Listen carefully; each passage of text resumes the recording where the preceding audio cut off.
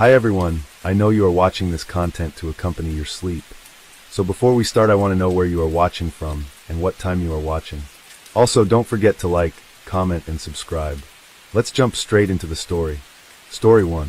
In the quiet, suburban town of Marlow Heights, Maryland, a string of violent bank robberies had begun to rattle the community.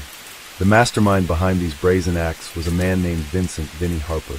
Known to many as an unassuming mechanic who lived a quiet life, Vinny was the last person anyone would suspect of being involved in any criminal activity. Yet, behind the scenes, he had been carefully planning his descent into a life of crime.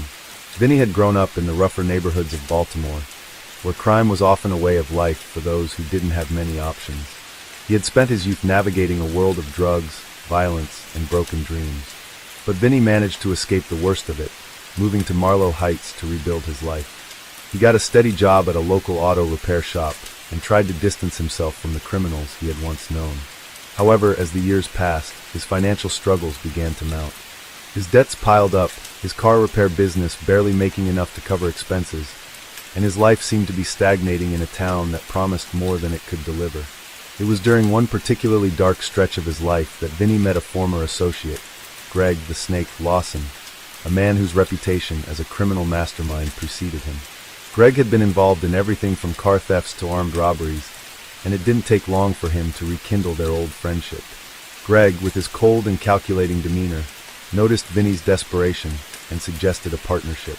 He saw potential in Vinny, someone with a steady hand who could be molded into a proficient criminal.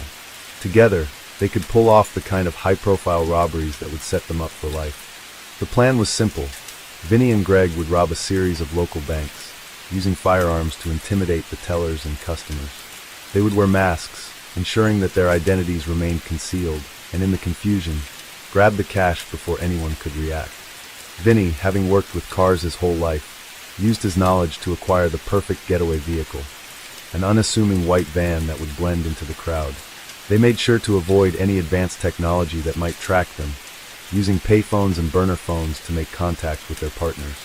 The first robbery occurred in late November 2019 at a small bank in downtown Marlow Heights. The security cameras captured the masked figures entering the bank with military precision, their faces hidden behind ski masks.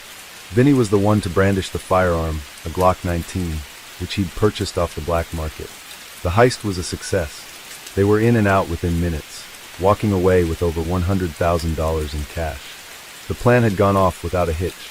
In the days following the robbery, Vinny and Greg kept their heads low, laying low in an apartment Greg had secured in a nearby city.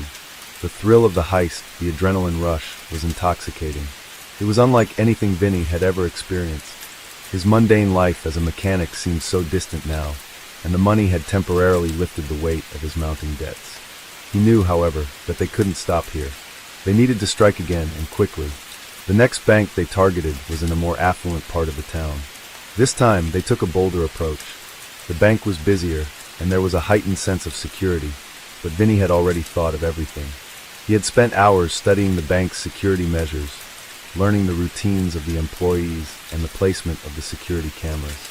The second robbery was executed with the same precision as the first, but this time, they had a more sophisticated getaway plan. They didn't just take the van. They used a set of stolen license plates to switch vehicles at a nearby parking lot, making it even harder for the authorities to track them. But despite their careful planning, something was beginning to go wrong. The police, although unable to identify the perpetrators, had begun to notice a pattern. The same weapons were used in both robberies, and the similarities in the approach and timing couldn't be ignored. Detective Clara Hernandez, a seasoned investigator with the local police department, had been assigned to the case. She wasn't one to be easily fooled, and she quickly put together a profile of the robbers, focusing on their use of firearms and the consistent getaway tactics. As the weeks went by, the heat was starting to build. Vinny felt the pressure mounting. Greg, on the other hand, seemed more confident, almost cocky, as though they had already gotten away with the perfect crime. But Vinny began to question whether he could keep up this lifestyle. His conscience was starting to eat at him, and the thought of getting caught weighed heavily on his mind. It wasn't just the law he feared, it was the possibility of losing everything: his quiet life, his family, and the future he had worked so hard to rebuild. Yet, despite his growing reservations, Vinny couldn't back out now. He knew that Greg wouldn't hesitate to cut ties with him if he showed any signs of weakness. They were in too deep, and the lure of easy money had become too powerful to resist. The next robbery was scheduled for early February 2020, and this time, it would be their biggest job yet. But as they prepared for their third heist, fate would take an unexpected turn. As Vinny and Greg set their sights on a larger, more secure bank located in the heart of Washington, D.C., tensions began to rise. This was a different kind of heist. They had meticulously planned every detail, but even the slightest mistake could lead to disaster. Greg had arranged for an insider to work at the bank, a janitor who had access to the vault and who had agreed to turn a blind eye to their actions in exchange for a cut of the money. This was their most ambitious plan yet, and Vinny felt the weight of it all pressing down on him. The day of the heist arrived, and Vinny's nerves were on edge. He tried to push the anxiety aside, reminding himself that they had done this before. But something was different this time. The city felt more alive than usual, the streets busier, the air thicker with the sense of impending danger. He couldn't shake the feeling that they were being watched, that their every move was being tracked. But Greg, ever the optimist, reassured him. "We've got this, Vinny," Greg said, his voice calm, almost reassuring. "This is going to be our big one. We'll be out in minutes. Trust me." Vinny tried to relax as they approached the bank. The plan was simple. Greg would enter the bank first and distract the security guards, while Vinny followed close behind, armed with his Glock 19. The janitor, a middle-aged man named Robert, would let them into the vault, where they would take the money and escape through the back entrance. Everything was in place, and for a moment, Vinny almost believed that they might pull this off without a hitch. As they entered the bank, the familiar tension settled in. The sound of the door opening echoed in Vinny's mind as he followed Greg inside. The place was bustling with customers, all of them oblivious to the danger that lurked just beyond the door. Greg had already begun his distraction, chatting casually with one of the guards at the security desk. Vinny, his heart pounding, moved swiftly past the tellers, his eyes scanning the room. His fingers tightened around the grip of the Glock, ready to spring into action at a moment's notice. They reached the vault area with minimal resistance. The janitor was already there, waiting for them, a nervous look on his face. Vinny could see the sweat on Robert's brow as he unlocked the vault. The moment the heavy door creaked open, a sense of relief washed over Vinny. They were so close now, just a few more minutes, and they would be out of here, free with the money. But just as they began loading the cash into their bags, the unthinkable happened. A loud siren blared across the bank, echoing through the halls. Vinny froze, his breath catching in his throat. The vault door slammed shut with a deafening thud, trapping them inside. Panic surged through him as he glanced at Greg, whose face had gone pale. It was too late to escape. They were locked in. "Shit," Greg muttered under his breath. What the hell happened? Vinny's mind raced. He quickly realized that something had gone wrong. Someone must have tipped off the authorities. Their careful planning had crumbled in an instant. The sirens grew louder, and the sound of approaching police cars could be heard from the street. Time was running out, and Vinny's heart began to race. "We need to move now," he hissed, grabbing the nearest bag of cash and pushing past Greg. They rushed for the back exit, but as they neared the door, it was too late. The police had already surrounded the building. Vinny could hear the faint sound of footsteps, the shuffling of officers as they took positions. The weight of the situation was suffocating. He had gone from feeling in control to completely powerless in a matter of seconds. The adrenaline that had fueled him just moments before now felt like a distant memory, replaced by an overwhelming sense of dread. Greg cursed, his hand darting for the back door, but before he could even reach it, a voice came through the loudspeaker. "Drop your weapons and get on the ground," the officer shouted. Vinny's stomach dropped. The reality of the situation hit him like a punch to the gut. They had been caught. There was no way out. The officers moved in quickly, surrounding the area. Vinny and Greg were forced to surrender, their hands raised in the air. Vinny's mind was a whirlwind of thoughts, but one thing was clear. His life, as he knew it, was over. In the aftermath, the investigation revealed that Greg had been the one to make the fatal mistake. His overconfidence had led them into a trap, and the tip-off had come from someone within their own circle. Robert, the janitor, had betrayed them in exchange for a reduced sentence, and the authorities had been waiting for them when they made their move. The robbery had been meticulously planned, but in the end, it was the smallest mistake that led to their downfall. Vinny's arrest made headlines across the country, a cautionary tale of how even the most careful plans could be undone by a single error. As the days turned into weeks, and the court cases dragged on, Vinny realized the true cost of his decisions. The money, the thrill, the false sense of security, it all came crashing down. He had lost his freedom, and more importantly, his chance at redemption. The quiet life he had once dreamed of was now nothing more than a distant memory, a casualty of the choices he had made. As he sat in his cell, waiting for his trial, Vinny couldn't help but wonder how he had gotten to this point. The man he had once been, the mechanic with big dreams and a hope for a better life, seemed so far removed from the criminal he had become. And yet, deep down, he knew that he had made his own choices. The consequences were his to bear. Months passed as Vinny sat in his cell, reflecting on the choices that had led him to this point. The once quiet and humble mechanic had become a criminal, driven by desperation, greed, and a false sense of invincibility. The thrill of the robberies, the money, and the adrenaline had clouded his judgment, blinding him to the inevitable consequences of his actions. Now he was left with the harsh reality of prison, and he had no one to blame but himself. As the days turned into weeks, Vinny's trial approached. The media coverage had been extensive, and he had become a symbol of how even the most ordinary of people could be pulled into a life of crime. The once respected mechanic, the man who had lived among the suburban families of Marlow Heights, was now a notorious criminal. His face appeared on TV screens and newspaper headlines, the story of his downfall serving as a cautionary tale for others. Greg, who had been arrested alongside Vinny, had taken a different approach. Greg had always been the more ruthless of the two, the one who had pushed for the robberies and had been the driving force behind their criminal endeavors. Unlike Vinny, Greg showed no remorse for his actions. He was prepared to face the consequences with a cold indifference, as if he had always known this would be his fate. Vinny, on the other hand, struggled with guilt. Every night, as he lay in his cell, he replayed the events of the robbery over and over in his mind. He thought about the people he had hurt, the bank employees who had been terrified, the families who had trusted him, and his own family, who had no idea what he had become. His mother, who had always been proud of him, had visited him once, her face a mixture of disappointment and sadness.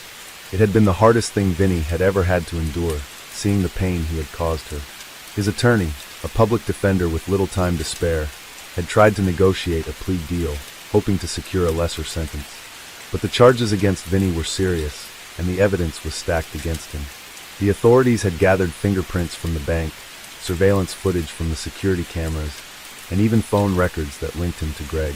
The case was airtight, and Vinny knew that there was no escaping the consequences of his actions. The night before his trial, Vinny sat alone in his cell, staring out through the small window at the dark sky above. He thought about the man he used to be, the man who had dreamed of opening his own auto repair shop, of building a life away from crime. How had he fallen so far? How had he allowed himself to become the very thing he had once despised? He knew the answers now. It was the pressure, the desperation, the constant battle to stay afloat in a world that seemed to offer no other options. And it was the lure of easy money, the false belief that he could pull off one more job, just one last score, and then retire. But that dream had shattered the moment the sirens went off, the moment he realized they had been caught. The trial began the following morning, and Vinny sat at the defendant's table, surrounded by his legal team. The courtroom was packed, the air thick with anticipation. The prosecution presented their case, detailing the meticulous planning of the robberies and the overwhelming evidence against Vinny and Greg. They showed video footage of the robberies, including the moments when Vinny had brandished the weapon and ordered the tellers to fill the bags with money. It was clear from the footage that Vinny had been fully involved in the heists, his face obscured by the mask, but his stance and actions unmistakable. Vinny's defense attorney argued for leniency, citing his lack of prior criminal history and his cooperation with the investigation. But it was clear that the damage had been done. The jury deliberated for hours, and when the verdict was finally read, Vinny's heart sank. Guilty. The words echoed in his ears as he sat motionless, his hands trembling at his sides. He had known this was coming, but the reality of it was still overwhelming. The judge sentenced him to 20 years in federal prison, the weight of the decision pressing down on him like a heavy anchor. He would have to serve time, and for the rest of his life, he would have to live with the knowledge that he had betrayed everything he had once stood for. In the months that followed, Vinny tried to adjust to life behind bars. Prison was a brutal place, a world where survival meant conforming to a harsh and unforgiving code. The inmates were ruthless, and Vinny quickly learned that in order to survive, he would have to keep his head down, avoid making waves, and stay out of trouble.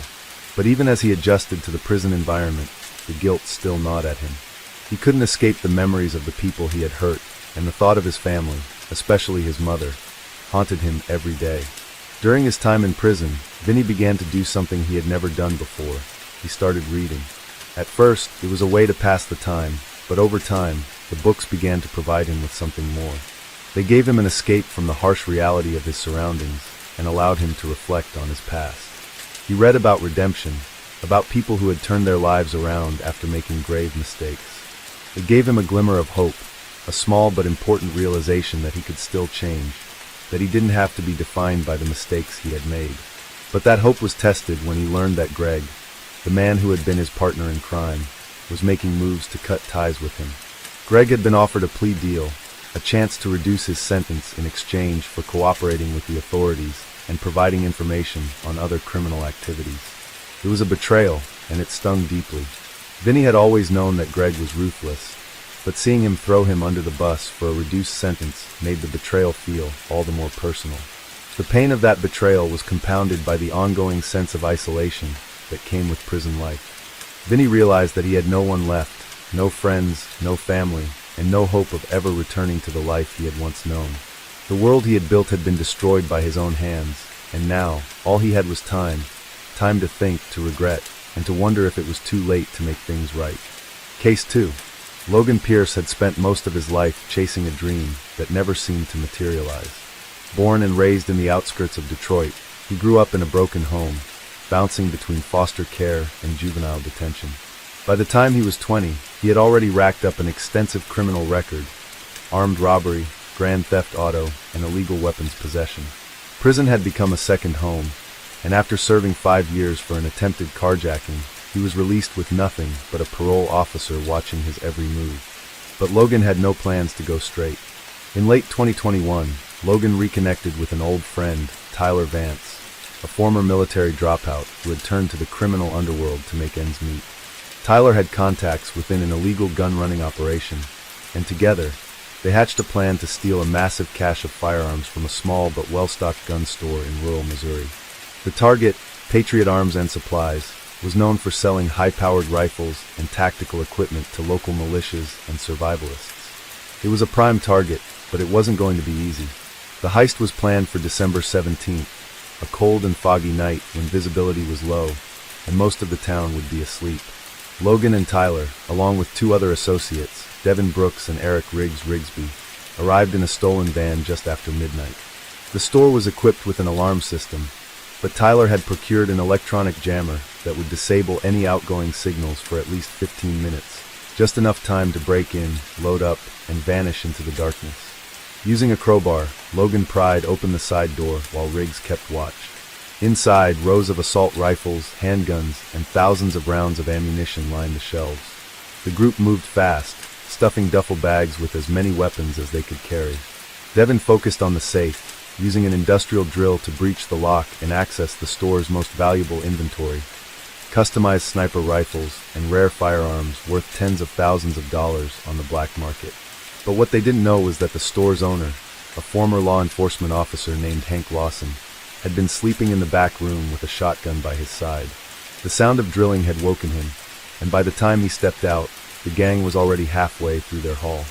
Hank, realizing what was happening, fired a warning shot into the ceiling. Chaos erupted. Logan and his crew panicked. Tyler grabbed a handgun and fired back, hitting Hank in the shoulder. The blast sent him crashing against a shelf, knocking over boxes of ammunition. In the confusion, Devin dropped his tools and bolted for the exit, but Riggs, always the most reckless of the group, decided to stand his ground. He fired 2 shots, forcing Hank to retreat into the back office. With sirens now wailing in the distance, proof that their jammer hadn't worked as long as they'd hoped, the crew knew they had to flee. Logan grabbed the nearest bag and sprinted for the van, Tyler following close behind. Riggs, however, was too slow.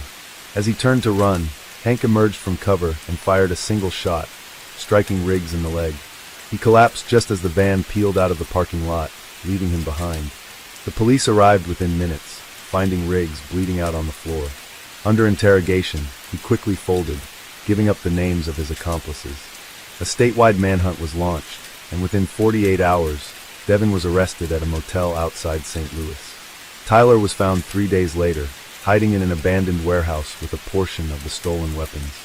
Logan, however, managed to evade capture longer than anyone expected. Using fake identities and burner phones, he moved between cities, selling off stolen firearms to underground buyers.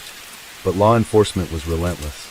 With federal agencies now involved, Logan's days were numbered. On January 5, 2022, after weeks on the run, he was finally tracked to a cheap motel in Oklahoma. A SWAT team surrounded the building, cutting off all exits. Logan, realizing there was no way out, surrendered without a fight. In court, the evidence against him was overwhelming. Surveillance footage, Riggs' testimony, and the recovered weapons all sealed his fate. Logan Pierce was sentenced to 35 years in federal prison, another criminal who had gambled for a big payday and lost. The failed heist became another cautionary tale in the growing epidemic of illegal gun trafficking in the U.S. A stark reminder that even the best-laid plans could unravel in an instant. In the weeks following the arrest of Logan Pierce, federal investigators worked to uncover the full extent of the stolen firearms operation. The robbery at Patriot Arms and Supplies was more than just a failed heist. It was a window into a much larger underground network. The stolen guns had already begun circulating on the black market, and law enforcement feared they would be used in violent crimes if they weren't recovered quickly. While Logan sat in a high-security holding facility awaiting trial, agents from the Bureau of Alcohol, Tobacco, Firearms and Explosives, ATF, launched a multi-state crackdown on suspected weapons traffickers. Their first priority was tracking down the missing inventory from the robbery. Although Tyler Vance had been caught with a portion of the stolen guns, hundreds were still unaccounted for. The investigation took an unexpected turn when they discovered that Devin Brooks, the gang member who had fled the scene first, had managed to sell a significant portion of the weapons before his capture. Devin, who had connections in the Chicago underworld, had arranged a deal with a high-profile arms dealer known only as Kingston, a notorious figure with ties to gang violence in the Midwest. As federal agents pieced together the timeline, they realized that some of the stolen firearms had already been used in violent crimes. A Glock 19 with a scratched-off serial number, taken directly from the store's shelves, was linked to a fatal shooting in Kansas City just days after the heist. Another firearm, a modified AR-15, was seized during a drug raid in Indianapolis. The urgency to track down the remaining weapons intensified. Logan's interrogation. Despite the overwhelming evidence against him, Logan refused to cooperate with authorities. He knew that testifying against Kingston or other high-level arms traffickers could mean a death sentence, even behind bars. But as prosecutors built their case, they didn't need Logan's confession. His fingerprints were found on multiple stolen weapons, and his name was connected to burner phone records used to communicate with buyers. Even more damning, an anonymous informant inside the Oklahoma City jail tipped off federal agents about a $50,000 bounty placed on Logan's head by Kingston's network. It was clear that even in custody, Logan was still a liability to the people he had worked with. Realizing his life was in danger, Logan reluctantly agreed to a plea deal. He would provide detailed information on how the stolen weapons were transported, who the buyers were, and which gun-running networks were involved. In exchange, he would avoid a life sentence and be placed in protective custody. Using Logan's testimony, the ATF orchestrated an undercover sting operation targeting Kingston's associates. Agents posing as arms dealers set up a fake buy, luring members of the trafficking ring into a warehouse in Memphis. On the night of the transaction, the warehouse was surrounded by heavily armed federal agents. The bust resulted in 8 arrests and the seizure of over 200 firearms, including some of the remaining guns stolen from Patriot Arms. Kingston himself, however, was not present. He had disappeared weeks earlier, likely tipped off by a corrupt informant. The case against him remained open, but his absence only fueled his legend in the criminal underworld. Sentencing and final judgment. By the time Logan's trial concluded in late 2022, he had already been branded as a traitor in the criminal world. His cooperation with authorities had earned him a reduced sentence, but it had also placed a permanent target on his back. Final sentence.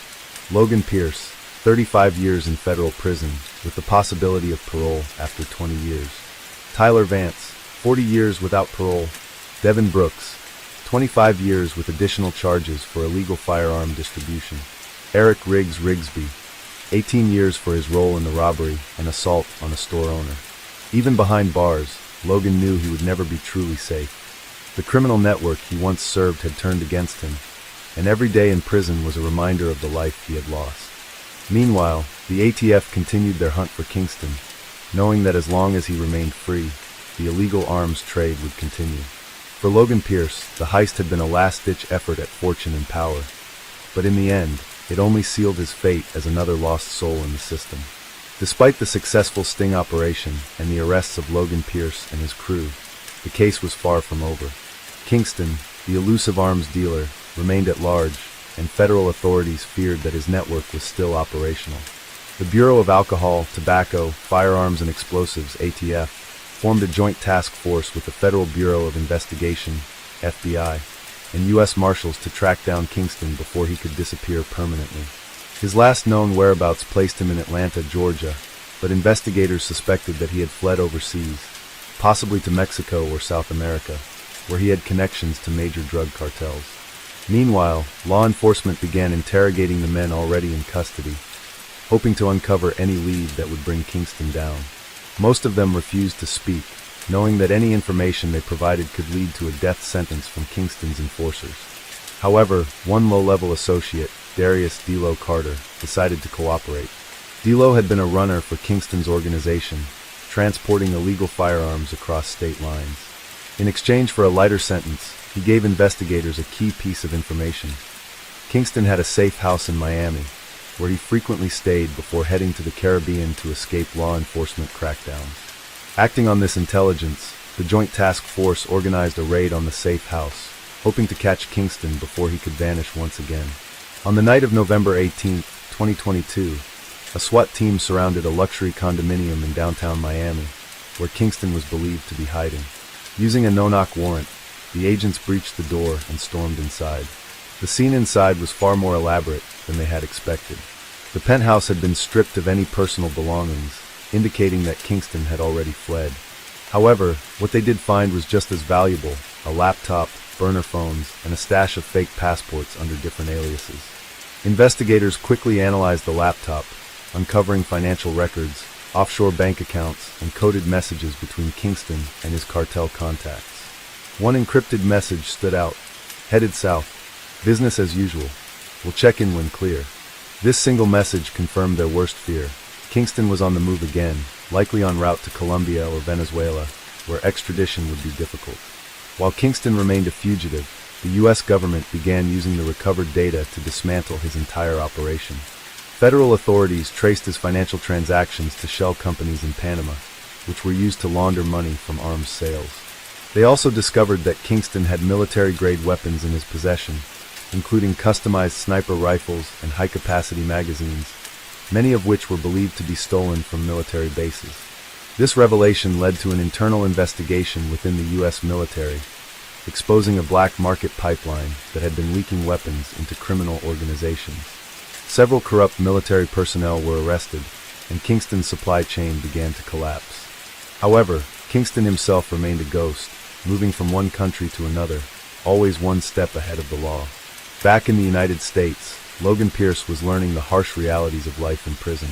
Despite his plea deal, Logan was a marked man. Word had spread quickly that he had cooperated with the authorities, and in the world of organized crime, that was a death sentence. He was placed in protective custody, but even that couldn't shield him from the constant threats. Inmates loyal to Kingston and other gun-running networks saw him as a traitor, and within months of his incarceration, he had already survived multiple attempts on his life. In January 2023, Logan was nearly stabbed in the prison yard, but the attacker was intercepted at the last moment by guards. In March 2023, he was found unconscious in his cell, likely from an attempted poisoning, though no evidence was found. By May 2023, he had been transferred twice to different federal facilities, each time due to security concerns. Despite the constant danger, Logan had one last card to play. Facing the reality that he would never survive in general population, Logan made a desperate decision. He would give up everything on Kingston in exchange for entry into the Witness Protection Program. His lawyers arranged a final debriefing with federal agents, where he laid out the full structure of Kingston's network, naming corrupt officials, cartel connections, and even safe houses that had not yet been discovered. The information was explosive. Federal authorities now had a new roadmap to track Kingston down, and with each revelation, they closed in on him. Logan, meanwhile, was quietly moved out of federal prison and into a secure government facility, awaiting his new identity and relocation. Despite the new intelligence, Kingston remained at large. The ATF and FBI expanded their international efforts, working with Interpol and Latin American law enforcement agencies to track down Kingston's whereabouts. His criminal empire was collapsing, and the walls were closing in. But Kingston was no ordinary arms dealer. He was a survivor, a man who had evaded capture for over a decade. Even as authorities got closer, the question remained, would they catch him before he disappeared forever, or was Kingston simply too powerful to fall? Case 3. Marcus Mack. Holloway had spent most of his life navigating the underbelly of Detroit's crime scene. Born into a family with a history of petty crime, Mack never had a chance at a normal life. By the time he was 18, he had already served time in juvenile detention for robbery. By 25, he had built a reputation as a streetwise enforcer, dealing in stolen goods, running small-time scams, and acting as muscle for local gangs. But that was never enough for him. Mack wanted something bigger. He wanted the kind of score that would set him up for life. And in 2017, he saw his opportunity. It was a firearms warehouse on the outskirts of Toledo, Ohio. The facility, operated by a licensed dealer, stored hundreds of weapons, handguns, shotguns, and even military-style rifles. These weren't just any firearms. Many were high-value, sought-after models that could be flipped on the black market for a fortune. Mack had inside information from an ex-employee who owed him money. Security was tight but predictable, with a single guard patrolling the premises and an alarm system that had a 2-minute delay before alerting authorities.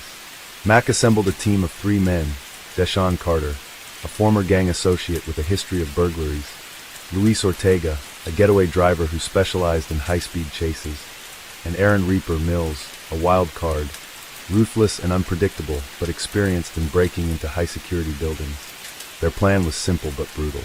They would hit the warehouse in the dead of night, neutralize the guard, and clear out as many firearms as possible before the cops could respond.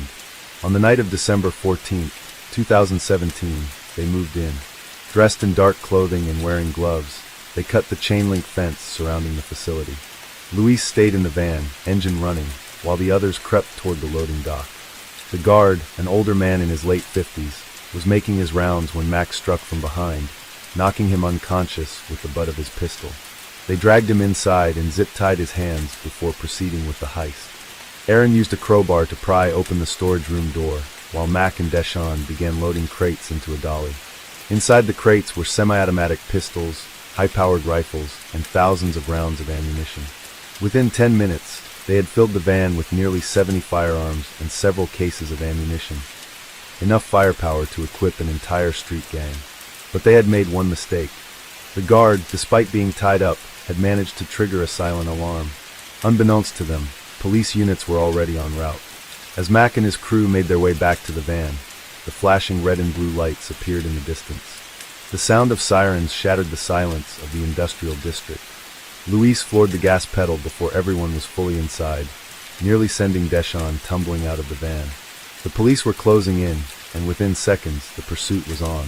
The van barreled down the highway, swerving through lanes at reckless speeds. Inside, Mack and Aaron loaded rifles, preparing for the worst. As they approached an intersection, Luis attempted a sharp turn, but the van's back wheels skidded. The vehicle spun out of control and crashed into a concrete barrier. Before they could recover, squad cars surrounded them. With nowhere to run, Deshaun attempted to flee on foot, but was taken down by a police dog. Aaron opened fire in desperation, but officers quickly returned fire, striking him in the chest. Mack and Luis surrendered, hands raised as police dragged them from the wreckage. By morning, the heist had made headlines across the country. The stolen weapons were recovered, though authorities suspected some had already been moved to buyers before the bust. Mack was sentenced to 45 years in prison for armed robbery, weapons trafficking, and assault. The botched heist became one of the most infamous firearm thefts in Ohio's history, a failed attempt at a final payday that ended in blood and prison bars. In the aftermath of the heist, authorities launched a full-scale investigation into how Marcus Mack Holloway and his crew had managed to orchestrate such a daring robbery. The Toledo police, working alongside the Bureau of Alcohol, Tobacco, Firearms and Explosives, ATF, knew that recovering the stolen firearms was their top priority. Even though most of the weapons were found inside the wrecked van, a deeper look into Mac's criminal network suggested that some of the stolen inventory had already been pre-sold to underground buyers. In the weeks that followed, forensic experts combed through every piece of evidence at the warehouse and inside the getaway vehicle.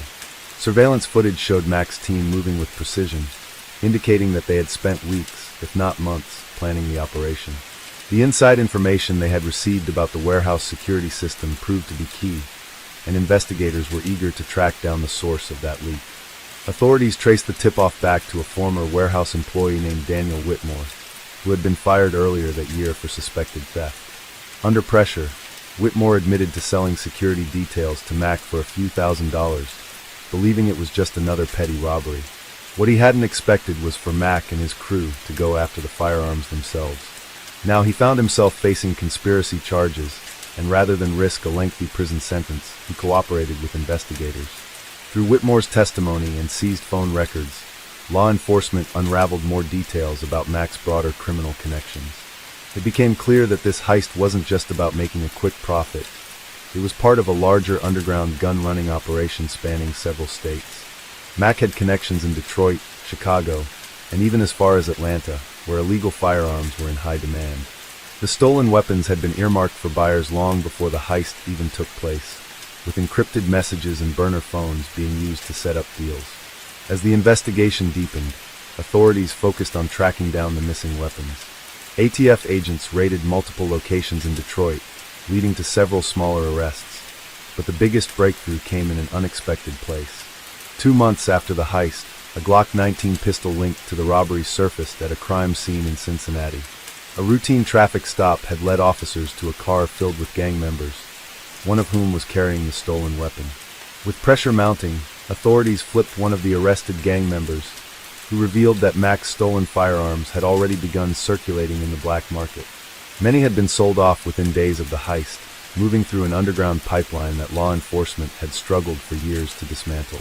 The stolen firearms were transported using hidden compartments in vehicles, often disguised as shipments of legal goods, making them difficult to detect. As authorities worked to trace each weapon, Mac himself was facing the full weight of the legal system. Prosecutors sought to make an example out of him, arguing that his operation had put countless lives at risk. They presented a mountain of evidence in court: phone records, financial transactions, and surveillance footage, all painting Mac as the mastermind behind a dangerous weapons trafficking scheme. Despite his lawyers' attempts to argue that Mac had been forced into a life of crime due to his upbringing, the jury was unmoved. Mac was convicted on multiple charges, including armed robbery, illegal firearms distribution, and conspiracy. His sentence was severe, 45 years without the possibility of parole. Deshaun Carter, who had a history of violent offenses, received 30 years. Luis Ortega, as the getaway driver, was given 20 years, while Aaron Mills did not survive his injuries from the police shootout. Even with Mac behind bars, the case was far from over. The stolen weapons continued to resurface in violent crimes across the country, a grim reminder of the heist's long-term consequences. Authorities knew that as long as demand for illegal firearms existed, criminals like Mac would continue to take risks for the promise of wealth and power. Mac himself never expressed remorse for his crimes. In prison, he became something of a legend among other inmates, a man who had tried to pull off one of the boldest firearm heists in recent history. But outside the walls of his cell, his legacy was one of bloodshed, regret, and a stark reminder of how one night of crime could have consequences that lasted for decades. Inside the high-security federal penitentiary, where Mac was serving his 45-year sentence, he quickly adapted to life behind bars. Prison politics were just as dangerous as the streets, and with his reputation as a mastermind criminal, he was both feared and respected among the inmates. Some saw him as a legend, a man who had almost pulled off the perfect heist. Others saw him as reckless, a fool who got caught while his stolen guns still fueled violence across the country. But Mac himself didn't care about his legacy among criminals. He had accepted that he would never see the outside world again. Meanwhile, outside the prison walls, law enforcement continued their pursuit of the missing firearms. The ATF task force dedicated to the case worked relentlessly, tracking weapons that had surfaced in violent crimes. Some had been used in gang shootings in Chicago, others in armed robberies in Texas. Every recovered weapon was another piece of the puzzle, and each one provided a clearer picture of how Mac's gun pipeline had operated. Investigators found that after the heist, Mac's crew had moved fast to distribute the weapons, using a mix of local criminals and professional smugglers. Many of the guns had been transported through hidden compartments in freight trucks, making it difficult for authorities to track their movement. Some were shipped across state lines inside legal shipments of household goods, while others were smuggled into Mexico, where American firearms were highly sought after by cartels. One of the most disturbing discoveries came when federal agents raided a warehouse in St. Louis linked to Mac's network. Inside, they found not only some of the stolen firearms, but also evidence that the operation had been larger than they had originally thought. Documents recovered at the scene suggested that Mac's crew had been planning to expand into a full-scale arms trafficking business, supplying illegal firearms to multiple criminal organizations. This revelation only reinforced the devastating impact of the heist. Even with Mac in prison, his influence still lingered. But while law enforcement focused on dismantling the remnants of Mac's operation, a new threat was emerging. With the original crew either dead, imprisoned, or on the run, other criminal groups saw an opportunity to take over Mac's business. The demand for illegal firearms hadn't disappeared, and now that Mac was out of the picture, a violent power struggle began to take shape in the underground market. One of the key players in this new wave of gun trafficking was a man named Carlos Viper Morales, a former associate of Mac's who had managed to avoid arrest during the initial investigation. Viper had learned from Mac's mistakes and was determined not to get caught. Unlike Mac, who had relied on brute force and risky heists, Viper operated with a much lower profile. He built his network using encrypted messaging apps and anonymous financial transactions, making it nearly impossible for law enforcement to track him down. As the years passed, the ripple effects of Mac's heist continued to be felt. Some of the stolen weapons remained in circulation, used in crimes across the country. Families of victims, law enforcement officials, and even politicians pointed to the case as a prime example of the dangers of illegal gun trafficking. Debates over firearm regulations reignited, with some calling for stricter background checks and harsher penalties for gun smugglers. But for Mac, none of that mattered anymore. Sitting in his prison cell, he had come to accept his fate. He had once dreamed of being the king of the streets, of making enough money to escape the life of struggle he had been born into. But in the end, all he had gained was a lifetime behind bars. The world outside moved on without him, and the criminal empire he had tried to build had crumbled into dust. Yet, in the darkest corners of the underground, his legacy lived on. Young criminals still whispered his name, telling stories of the man who had once stolen an arsenal of weapons in the dead of night. And as long as there were those willing to risk it all for power and money, another Mac Holloway would rise again, repeating the same cycle of crime, ambition, and inevitable downfall. Case 4. Surya Lek. Vinam was not a man born into crime, but circumstances had shaped him into one. Raised in the outskirts of Bangkok, he spent most of his childhood in poverty, watching his father struggle as a low-ranking security guard and his mother sell food on the streets just to make ends meet. As he grew older, he became drawn to the allure of easy money, quickly falling into the company of gangsters and smugglers who operated along the porous borders of Thailand. By his early 20s, he had established a reputation as a ruthless enforcer for an underground arms syndicate that funneled stolen and black market weapons across Southeast Asia. By 2017, Surya had become the mastermind of his own operations. His criminal enterprise specialized in robbing weapons shipments and reselling them to militant groups and crime syndicates in neighboring countries. His network of informants, corrupt officials, and skilled gunmen made him nearly untouchable. But with the Thai government cracking down on illegal arms trafficking, his operations became riskier, forcing him to take more drastic measures to maintain his dominance. In September of that year, he set his sights on a high-profile target, a military transport carrying a cache of newly imported firearms, including assault rifles, handguns, and tactical gear, all meant for an elite police division in Chiang Mai. The convoy was heavily guarded, but Surya had an inside man, one of the transport drivers, who had been on his payroll for months. With carefully planned precision, he and his crew orchestrated an ambush along a remote stretch of highway in the northern provinces, where dense forests provided the perfect cover. On the night of the heist, The convoy slowed as it approached what appeared to be a routine checkpoint, manned by men in police uniforms. Unbeknownst to the real officers in the convoy, the supposed checkpoint was a carefully staged ruse. The moment the lead vehicle stopped, gunfire erupted. Within minutes, the armed gang overwhelmed the security detail, killing 2 officers in the process. The surviving guards were restrained, and Suria's men swiftly loaded the stolen firearms into their trucks before disappearing into the night. However, the robbery alone wasn't enough. To ensure they had leverage in case authorities pursued them too aggressively, they took one of the officers hostage, a high-ranking official named Captain Anand Suwan. Anand, known for his relentless pursuit of arms traffickers, was a valuable bargaining chip. Surya knew that his capture would send shockwaves through law enforcement and force the authorities into a difficult position. The Thai police launched one of the largest manhunts in recent history, scouring the jungles and border towns for any trace of the gang. Intelligence units intercepted encrypted messages suggesting that Surya was planning to transport the weapons and his hostage across the Mekong River into Laos, where they would be sold to buyers with deep pockets. Time was running out. A week later, acting on a critical tip-off, elite police units and military forces raided a secluded hideout in the mountains near the Laos border. A violent firefight broke out as Surya's men fought desperately to escape. One by one, his gunmen were either captured or killed. Seeing no way out, Surya attempted to flee into the jungle, using Captain Anand as a human shield. But the authorities were prepared. A sniper took a calculated shot, hitting Surya in the leg, forcing him to surrender. The hostage was rescued unharmed, and the stolen weapons were recovered before they could be smuggled out of the country. Surya was taken into custody, charged with armed robbery, murder, and kidnapping. During his trial, prosecutors presented overwhelming evidence, including testimony from captured gang members and forensic evidence linking him to multiple crimes. He was sentenced to life in prison without the possibility of parole. The case sent a clear message to the underworld.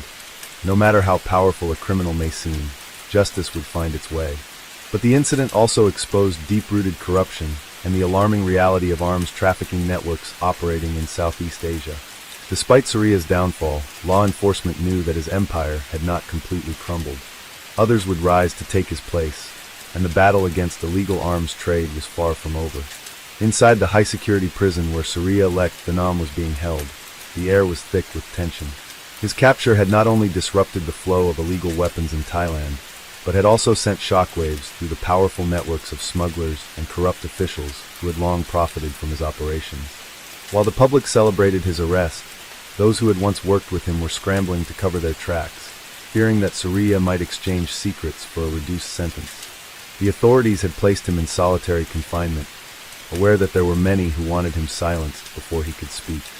Meanwhile, outside the prison walls, the Thai police continued their pursuit of the remnants of Surya's organization. Although his capture was a major victory, the case was far from closed. His second-in-command, a man known only as T, had managed to escape during the raid at the border and had gone underground. Intelligence reports suggested that T was gathering what was left of their network, planning either a counterattack or an escape operation to free Surya before he could be transferred to a more secure location. For the authorities, this was a race against time. They had dismantled Surya's immediate circle, but the weapons trade was far from over. In the weeks following the raid, forensic analysis of the recovered arms revealed serial numbers matching weapons stolen from military stockpiles as far away as Cambodia and Malaysia. This confirmed their worst fears. Surya's syndicate was only part of a much larger operation, one that involved cross-border smuggling and high-level corruption. As the investigation deepened, law enforcement uncovered a chilling detail. The convoy ambush had not been a simple robbery, but part of a broader plan to destabilize security forces in the region. Evidence suggested that some of the stolen weapons were intended for extremist groups in neighboring countries, while others had been set aside for domestic buyers, including criminal factions operating in Bangkok's underworld. This revelation transformed the case from a high-profile heist into a matter of national security. The urgency of the situation intensified when Captain Anand Suwan, the officer who had been taken hostage and later rescued, came forward with unsettling details about his captivity. He described being held in a remote hideout deep within the jungle, where he had overheard conversations between Surya and his men. They had spoken in code, but one thing had been clear: Surya had not been working alone. There were others, possibly within the government or military, who had facilitated his operations and provided him with inside information. Determined to expose the full extent of the conspiracy, Thai intelligence agencies launched a covert operation to track T's movements. Surveillance footage and intercepted communications placed him near the Burmese border, where he was believed to be negotiating safe passage with local warlords in exchange for weapons. The authorities knew that if T succeeded in regrouping, the violence and instability would continue. In a daring midnight raid, a joint task force composed of Thai special forces and border police stormed a compound suspected to be T's hideout. The battle was swift but brutal. T and his men fought fiercely, knowing they had no way out. By the time the gunfire ceased, several gang members lay dead, while T himself had vanished into the dense jungle. The failure to capture him was a blow to the investigation, but it also fueled the determination of law enforcement. With the case now involving international crime syndicates, Thai officials sought cooperation from neighboring governments. Cambodia, Laos, and Myanmar tightened security along their borders, making it harder for T to move freely. His options were running out. Back in prison, Surya remained eerily silent. Despite interrogations and the looming threat of life imprisonment, he refused to reveal anything about his larger network. Investigators suspected that he still held some leverage, perhaps a hidden stash of weapons, or contacts within the government who were working to secure his release. One thing was certain: the war against illegal arms trafficking in Thailand was far from over. Surya's downfall had left a power vacuum, and as long as there was demand, there would always be someone willing to supply. The authorities had won a battle, but the fight against the underworld had only just begun. As the hunt for T continued, law enforcement agencies across Thailand and its neighboring countries remained on high alert. Intelligence sources suggested that he had crossed into Myanmar, seeking refuge among one of the armed insurgent groups operating in the region. If true, this would complicate matters significantly, as crossing into Myanmar's lawless borderlands meant T could potentially secure protection in exchange for weapons, cash, or even information. The Thai authorities knew that if he managed to forge such an alliance, he could rebuild his operation within months. Meanwhile, inside the high-security Bangkok remand prison, Surya Lek Thanam maintained an unsettling silence. The former arms smuggler, now one of the most heavily guarded prisoners in Thailand, rarely spoke during interrogations. Despite repeated attempts to extract information, he remained composed, his expression betraying nothing. Investigators knew he was withholding critical information, likely details about his broader network, corrupt officials involved, and hidden weapon stockpiles. But without concrete evidence or a confession, they could only speculate. What troubled authorities the most was the possibility that Surya had planned for this moment all along. His arrest had been a significant victory, but it had not dismantled the entire network. The remnants of his operation were still active, and there were signs that someone, perhaps one of his silent backers, was working behind the scenes to secure his release. The suspicion grew stronger when prison officials intercepted coded messages attempting to reach Surya from an unknown source. The messages were vague but hinted at an upcoming operation. Fearing a potential escape attempt, authorities moved him to an even more secure wing of the prison, increasing surveillance and limiting his communication with the outside world. At the same time, the forensic analysis of the seized weapons from the border ambush continued to yield disturbing discoveries. Several rifles bore markings indicating that they had been smuggled out of military stockpiles, but what was more concerning was the presence of advanced weaponry, anti-material rifles, and explosives that were not typically available through standard black market channels.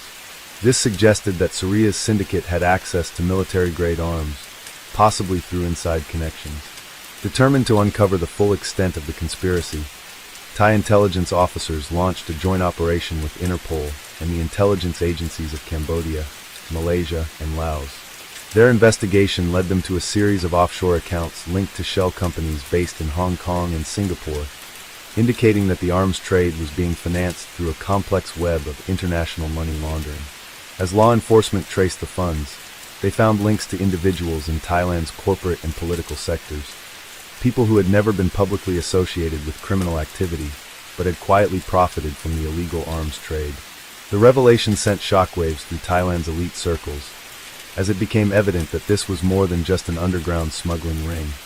It was a deeply entrenched system of corruption that had allowed criminals like Surya to operate with near impunity for years. While the investigation into these financial dealings continued, special forces remained focused on capturing T before he could re-establish his network. Surveillance drones and intelligence operatives tracked movements in the remote border regions, monitoring known hideouts used by insurgent groups. Then, after weeks of searching, a breakthrough came. A tip from an informant revealed that T had been spotted near the Thai-Myanmar border, attempting to negotiate a deal for a safe passage out of Southeast Asia. He was reportedly planning to move to the Middle East, where he had potential buyers waiting for a fresh supply of military-grade weapons. Realizing that this could be their last chance to capture him, Thai authorities launched a high-risk operation. A specialized unit of the Royal Thai Police, alongside border security forces, mobilized to intercept him. They moved in under the cover of darkness, surrounding the makeshift hideout where T and his remaining men were holed up. The operation did not go smoothly. T's men, though fewer in number than before, were heavily armed and willing to fight to the end. A violent gunfight erupted, with the sounds of automatic fire echoing through the jungle. The battle lasted nearly an hour before the security forces gained the upper hand. By the time the dust settled, T was among the dead. His body was found with a bullet wound to the chest, his weapon still in his grip. The remaining members of his gang were either captured or killed, effectively dismantling the last active remnants of Suriya's operation.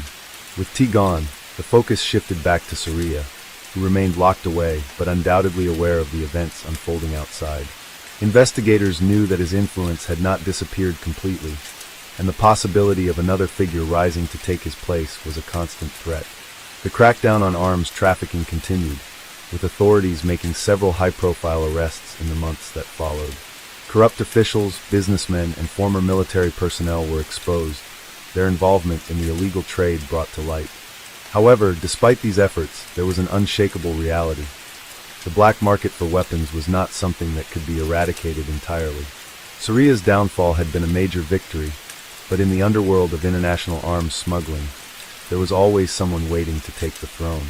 And as long as there was conflict and demand, the cycle would inevitably continue.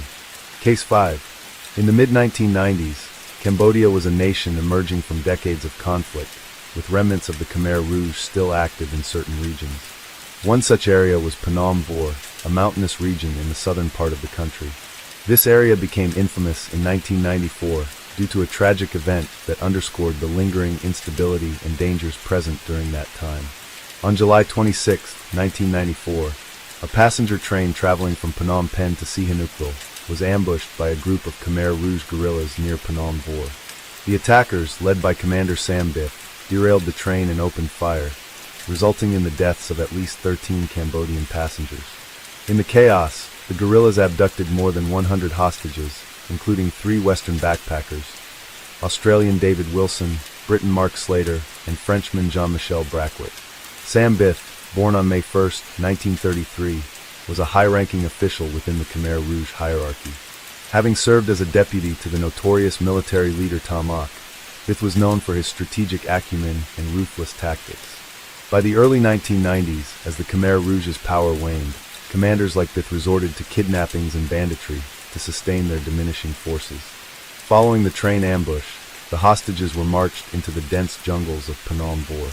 The Khmer Rouge demanded a ransom and political concessions from the Cambodian government in exchange for the release of the captives. Despite prolonged negotiations, the demands were not met, and tragically, after several months in captivity, the 3 Western hostages were executed. Their deaths drew international condemnation and highlighted the persistent threat posed by the remaining Khmer Rouge factions. In the years that followed, efforts to bring those responsible to justice intensified.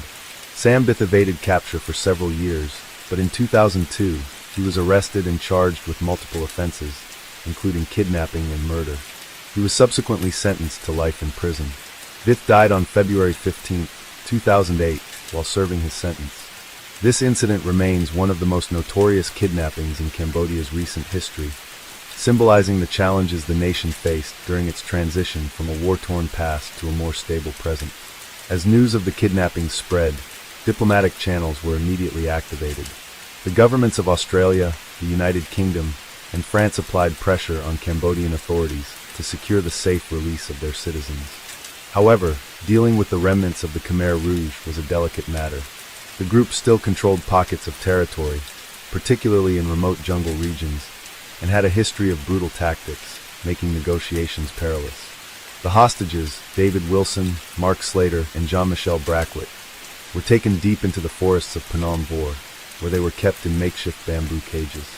They were guarded around the clock by heavily armed Khmer Rouge soldiers, who were distrustful of outsiders and adhered to a strict ideology of secrecy and paranoia. Food was scarce, and conditions in the jungle were harsh, with scorching daytime temperatures and frigid nights. The Khmer Rouge commander overseeing the operation, Chuk Rin, was known for his unwavering loyalty to the movement. He had been indoctrinated during the Cambodian Civil War and had risen through the ranks due to his ability to execute orders without hesitation. Under his command, the prisoners were subjected to mental and physical strain, often forced to march long distances under the threat of execution. For weeks, the Khmer Rouge played a dangerous game, using the hostages as bargaining chips. They demanded the release of captured Khmer Rouge members from Cambodian prisons, safe passage to a more secure stronghold, and a hefty ransom payment. The Cambodian government, under Prime Minister Norodom Ranariddh and Second Prime Minister Hun Sen, faced a difficult decision. Conceding to the guerrillas' demands could set a dangerous precedent, encouraging more kidnappings, yet failing to act decisively could result in the deaths of the hostages. Months passed with no resolution in sight. Inside their jungle prison, the three hostages remained hopeful, unaware that time was running out. Their captors grew increasingly frustrated as negotiations stalled and the Khmer Rouge began to sense that their leverage was slipping away. Desperation set in among the commanders, and the tone of their messages to government officials became more aggressive. In early September, reports surfaced that the Khmer Rouge had issued an ultimatum. If their demands were not met within a matter of days, the hostages would be executed. The announcement sent shockwaves through the diplomatic community, triggering frantic last-minute attempts to negotiate a settlement. Despite these efforts, communication with the captors became increasingly sporadic. Then, without warning, all contact ceased. On September 28, 1994, a grim discovery confirmed the worst fears. The bodies of David Wilson, Mark Slater, and Jean-Michel Braquet were found in shallow graves near the jungle camp. All three had been executed, likely days earlier, in what appeared to be a final act of defiance by their captors. The news devastated their families and sparked international outrage. In the aftermath, Cambodian authorities launched a manhunt to track down those responsible. Chuk Rin managed to evade capture for several years, but eventually surrendered in 2000. He was tried and sentenced to life in prison, though he was controversially released on humanitarian grounds in 2015 due to illness. Sam Biff, the senior Khmer Rouge commander implicated in the crime, was arrested in 2002 and also received a life sentence. The Phnom Voir kidnappings remain one of the darkest chapters in Cambodia's post-war history. The incident highlighted the fragility of peace in a country still grappling with the remnants of a violent past, and it served as a stark reminder of the risks faced by those who ventured into unstable regions. Decades later, the families of the victims continue to seek full accountability, ensuring that the tragedy is never forgotten. The fallout from the Phnom Voir kidnappings was immediate and far-reaching. Internationally, the murders of David Wilson, Mark Slater, and Jean-Michel Braquet sent shockwaves through diplomatic circles. Western governments condemned the killings in the strongest possible terms, calling for justice and a renewed crackdown on the Khmer Rouge insurgency. In Cambodia, the event intensified ongoing discussions about the country's fragile post-war stability and the lingering influence of the once dominant guerrilla faction. For the families of the victims, the loss was devastating. They had clung to hope for months, believing that negotiations might bring their loved ones home safely. When the news of their executions broke, grief quickly turned into calls for accountability. The Australian, British, and French governments demanded answers from Cambodian authorities, pressing them to bring the perpetrators to justice. Pressure mounted on the coalition government, led by Prince Norodom Ranariddh and Hun Sen, to act decisively. In response, the Cambodian military intensified operations against the Khmer Rouge stronghold in the Phnom Voir region. A series of raids targeted known hideouts, but the dense jungle and difficult terrain made progress slow. The guerrillas, trained in jungle warfare and deeply familiar with the landscape, evaded capture time and time again. For years, Chuk Rin, the commander directly responsible for the hostages, remained elusive. His knowledge of the terrain and his ability to blend into sympathetic communities made him nearly impossible to track. Eventually, as Cambodia transitioned further into a period of peace and reconstruction, the Khmer Rouge's power waned. Many of its former fighters surrendered under government amnesty programs, and leaders who had once commanded terror found themselves hunted fugitives. In 2000, after years of hiding, Chuk Rin turned himself in, hoping for leniency. He was put on trial and sentenced to life in prison.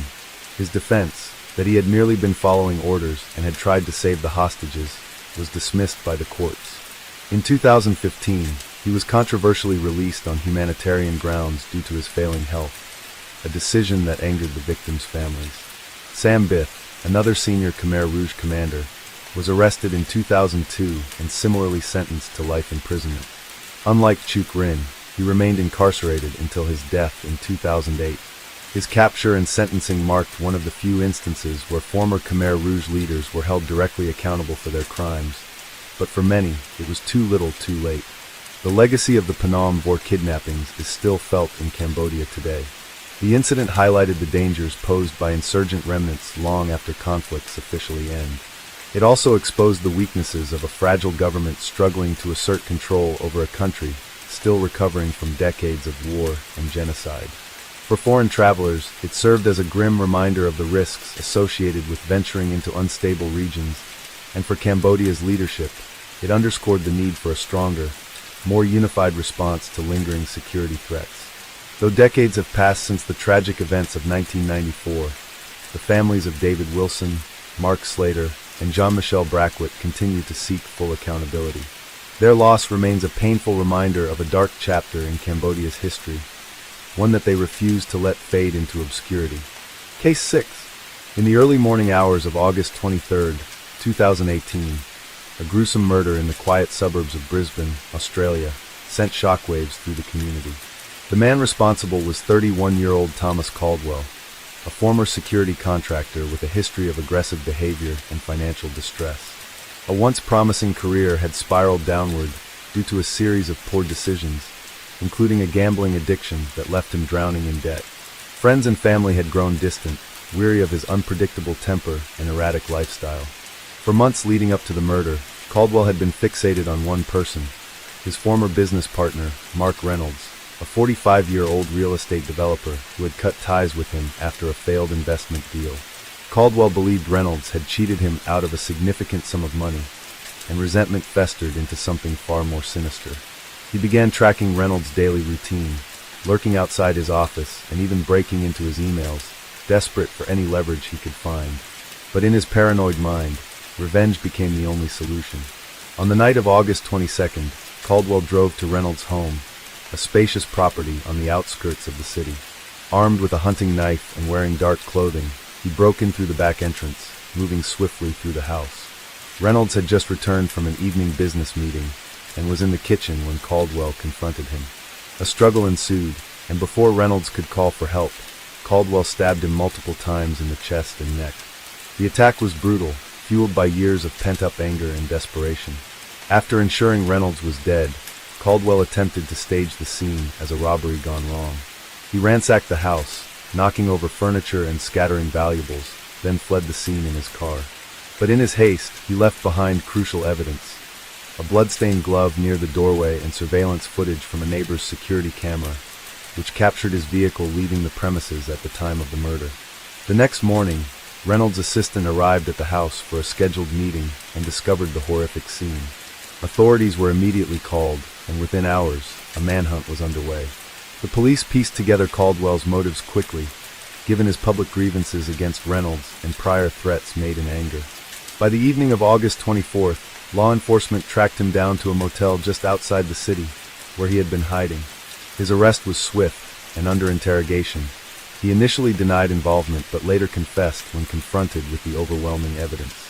During his trial, the prosecution painted a picture of a man consumed by rage and desperation, incapable of rational thought. The defense argued for diminished responsibility, citing Caldwell's mental health struggles, but the jury was unmoved. In October 2019, he was convicted of murder and sentenced to life in prison without the possibility of parole for 25 years. The case left an indelible mark on Brisbane's legal community, serving as a stark reminder of how financial ruin, unchecked anger, and obsession could drive a man to commit an unthinkable act. For Reynolds' family, justice had been served, but the loss was irreparable. His wife and 2 children, forever haunted by that tragic night, moved away from Brisbane, seeking to leave behind the echoes of a crime that shattered their lives. In the weeks following Thomas Caldwell's conviction, the media continued to dissect the case, attempting to unravel what led an otherwise ordinary man to commit such a horrific act. Journalists dug into his past, uncovering a history of financial instability, reckless behavior, and failed business ventures. Some speculated that his downfall had begun years earlier, when he first became involved in high-risk investments, losing tens of thousands of dollars in bad deals. Others pointed to his growing isolation. His friends had distanced themselves, and his family had stopped responding to his erratic calls and messages. The mounting pressure had left Caldwell desperate, pushing him to an irreversible breaking point. As investigators examined Caldwell's movements leading up to the murder, they discovered a disturbing level of premeditation. His internet search history revealed weeks of research into violent crimes, forensic evidence, and ways to avoid detection. He had driven past Reynolds' home multiple times in the days before the attack, carefully noting the layout of the house and the patterns of its occupants. When police reviewed his bank records, they found that in the days before the murder, he had withdrawn several $1,000s, likely planning to flee after the crime. However, his poor planning and impulsivity ultimately led to his capture, just hours after Reynolds' body was found. One of the most chilling aspects of the case was how Caldwell had acted after the murder. After fleeing the crime scene, he had checked into a low-budget motel, less than 20 miles from the site of the killing. There, he spent the night drinking heavily and watching news reports about the murder, waiting to see how authorities would respond.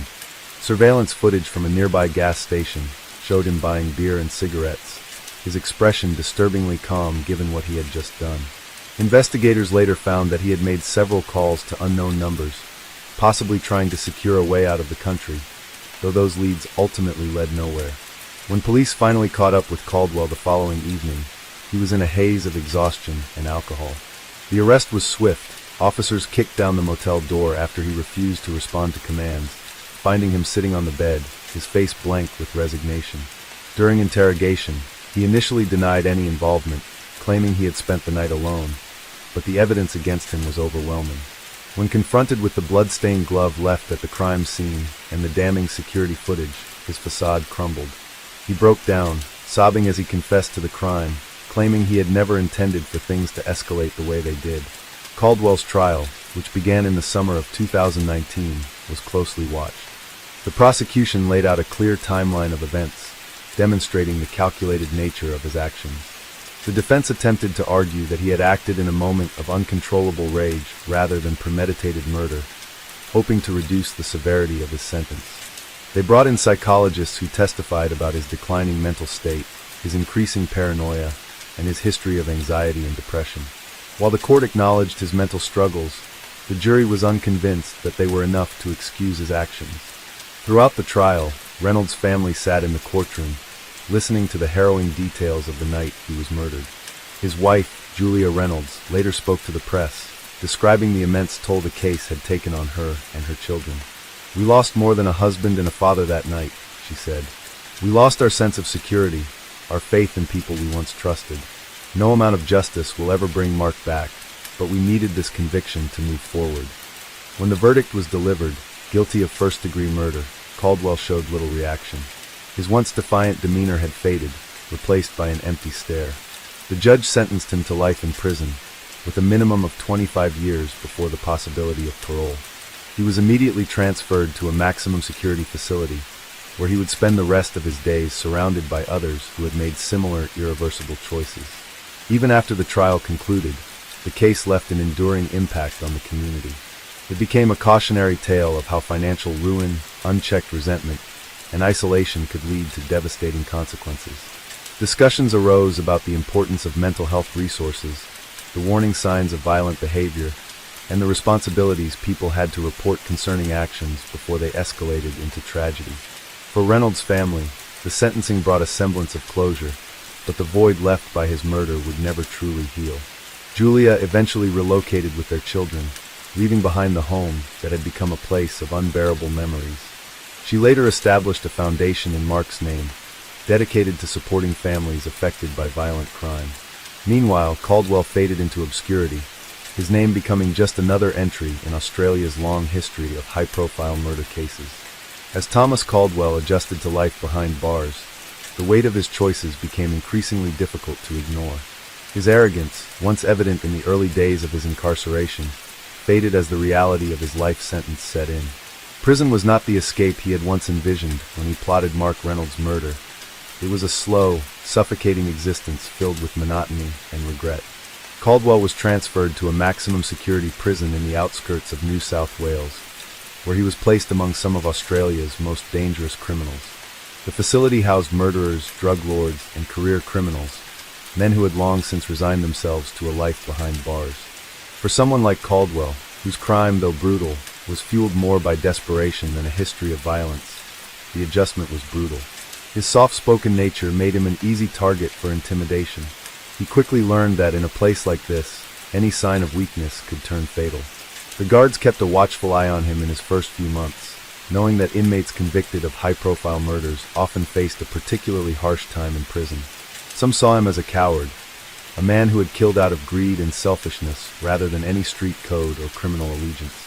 Others simply viewed him as another inmate, no different from the rest. Caldwell tried to keep his head down, but rumors of his case followed him. Inmates whispered about the murder, about the money he never got to spend, about the sheer recklessness of his actions. Despite the bleak environment, Caldwell still had visitors in the early months of his incarceration. His sister, Emily Caldwell, came to see him once, though it was clear she struggled to recognize the man sitting across from her. She had been the last member of the family to hold on to hope, the last to believe that maybe, just maybe, her brother had been framed or had acted out of genuine self-defense. But the evidence had been undeniable, and as she looked at him, his face now gaunt, his posture slumped with defeat, she knew this was the last time she would visit. She left without a word, and Caldwell never heard from her again. The months turned into years. Caldwell's name disappeared from the headlines, replaced by newer, more sensational crimes. The world moved on, but he remained stuck in the same cycle. Waking up at dawn, eating the same meals, walking the same concrete yard, staring at the same walls. The regret that had once consumed him dulled over time, replaced by an eerie emptiness. At some point, he stopped counting the days. Meanwhile, outside the prison walls, the world did not forget Mark Reynolds. His wife, Julia, continued to advocate for victims of violent crime, turning her grief into action. The foundation she had established in Mark's name grew, offering support to families who had suffered similar losses. She spoke at events, partnered with law enforcement, and even worked with legislators to push for stricter sentencing for premeditated crimes. Though she never publicly mentioned Caldwell's name again, his actions had ignited a movement that would far outlast his time in the public eye. As Caldwell approached his 10th year in prison, he received word that an appeal he had quietly filed years earlier had been rejected. The news didn't come as a surprise. The evidence against him had been too strong, the trial too conclusive. There was no legal loophole that could save him. His fate had been sealed the moment he took Mark Reynolds' life. Some prisoners hold on to hope, believing that one day they might walk free. Caldwell wasn't one of them. He knew that even if he were granted parole in another 15 years, there would be nothing left for him outside. No family, no fortune, no second chance. His life had ended the moment he let greed dictate his actions. And so, he lived on in the prison system, another forgotten name in a place filled with lost souls. The man who had once dreamed of wealth and power now had nothing, no freedom, no future, no redemption. Just time. Endless, unforgiving time. Case 7. In the early 2000s, Melbourne was a city gripped by fear. A shadow loomed over its bustling streets, an underworld war unfolding in the corners of quiet neighborhoods, in the parking lots of suburban homes, and even in broad daylight at public spaces. This was the era of the Melbourne gangland killings, a time when criminals no longer settled disputes with whispered threats or backroom deals, but with bullets and blood. At the center of this storm stood one man, Carl Anthony Williams. Carl Williams wasn't born into crime, nor was he raised in a world of hardened gangsters. He grew up in a modest working-class family in Melbourne, the son of George and Barbara Williams. For much of his early life, he remained in the shadows of the city's more notorious underworld figures. working menial jobs and running small-time scams. But ambition burned within him, and the lure of fast money proved too great. By the late 1990s, he had found his way into the lucrative drug trade, a world ruled by old-school criminals who had spent decades building their empires.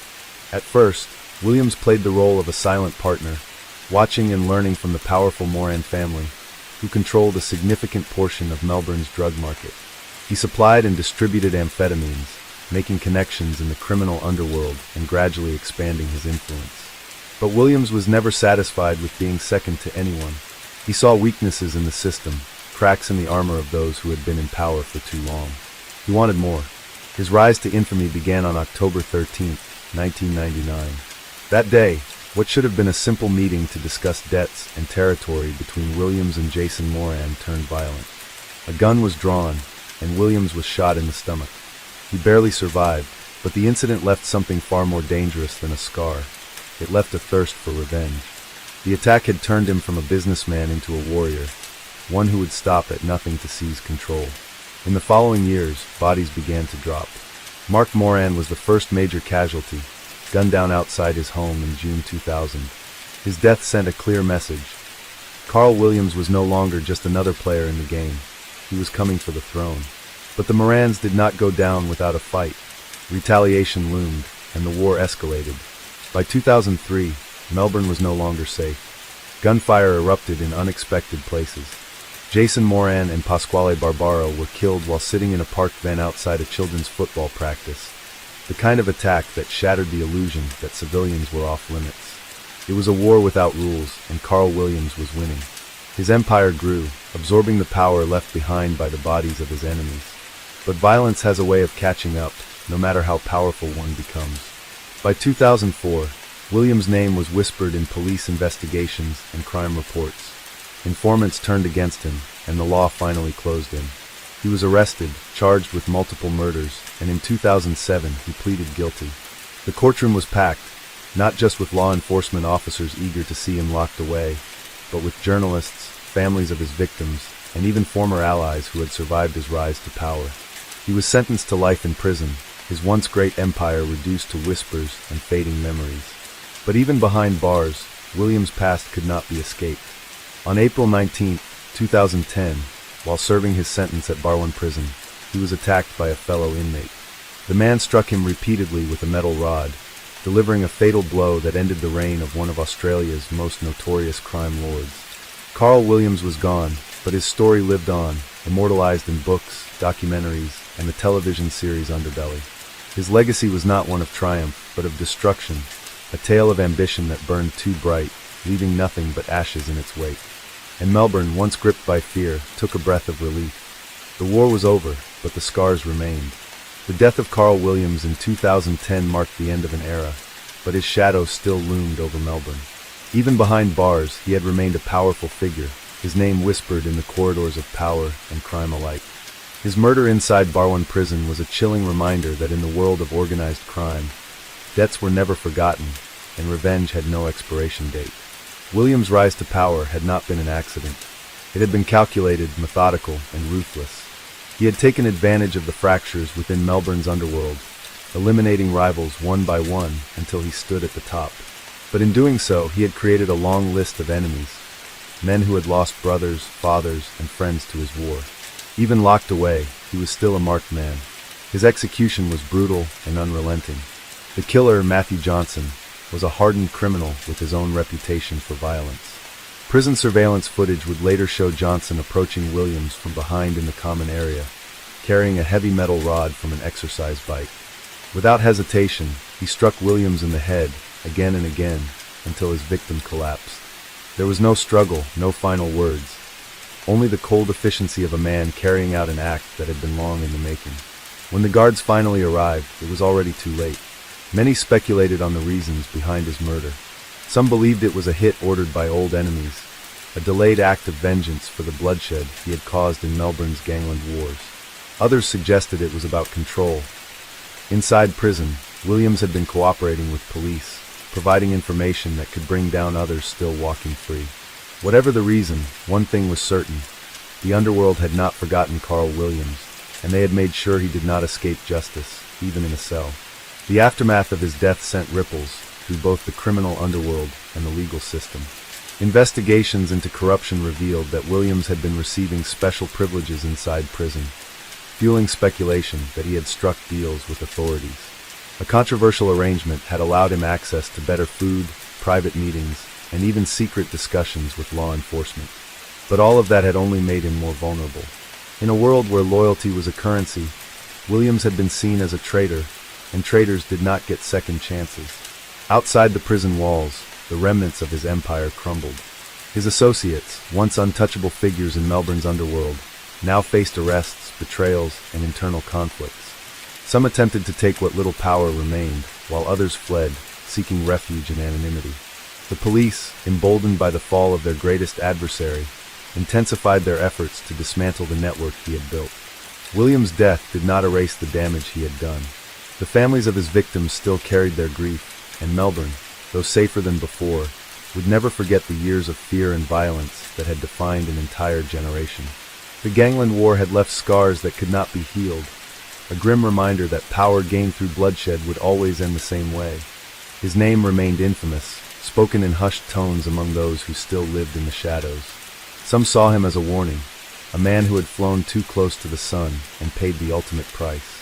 Others, particularly the new breed of criminals rising in his wake, viewed him as a legend, proof that with enough ambition and ruthlessness, one could rise from nothing and take the city for themselves. But Melbourne had changed. The days of open executions and street wars had passed, replaced by a new era of crime, one where violence was more hidden, but no less deadly. As the years passed, the story of Carl Williams faded from the headlines, but it never truly disappeared. His name remained etched into the history of Australia's underworld, a cautionary tale of ambition, betrayal, and the inevitable cost of power. And in the dark corners of Melbourne, where new criminals plotted their rise, his ghost still lingered, a reminder that even kings of crime were never truly untouchable. Melbourne had seen its fair share of crime lords rise and fall, but Carl Williams' story was one that refused to fade.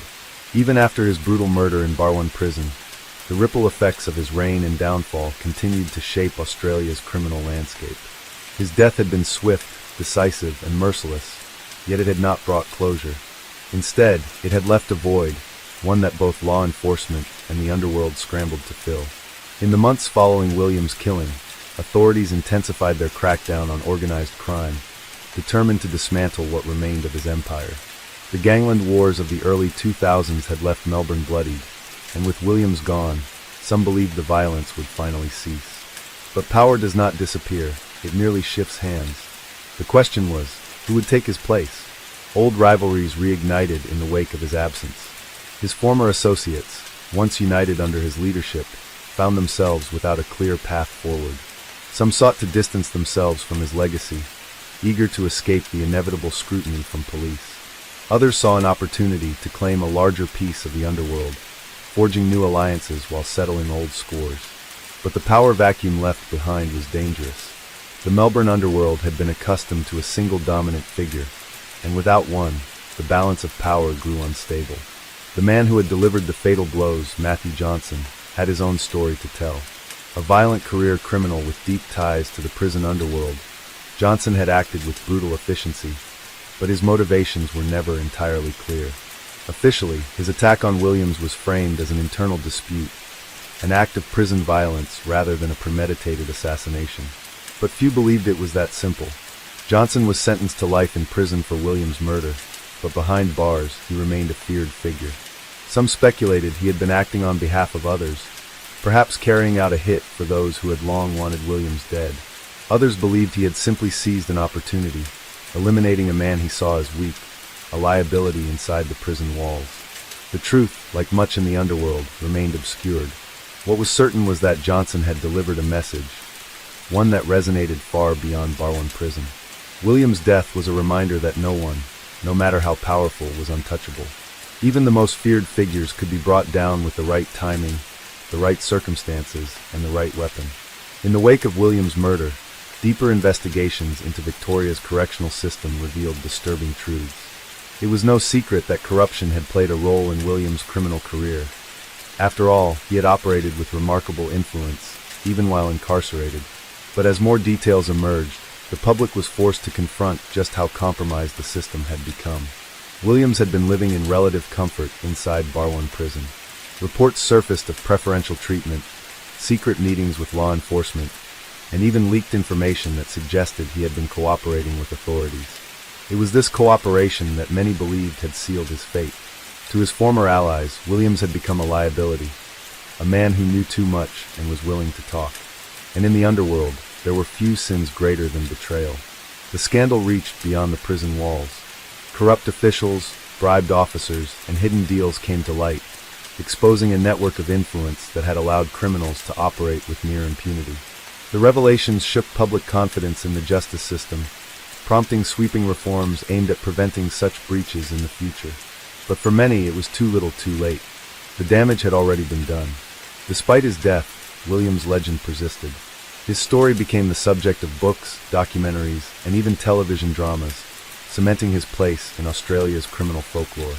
But for the families of his victims, there was nothing romantic about his legacy. The gangland wars had left behind a trail of shattered lives, grieving parents, orphaned children, and countless others whose only crime had been being in the wrong place at the wrong time.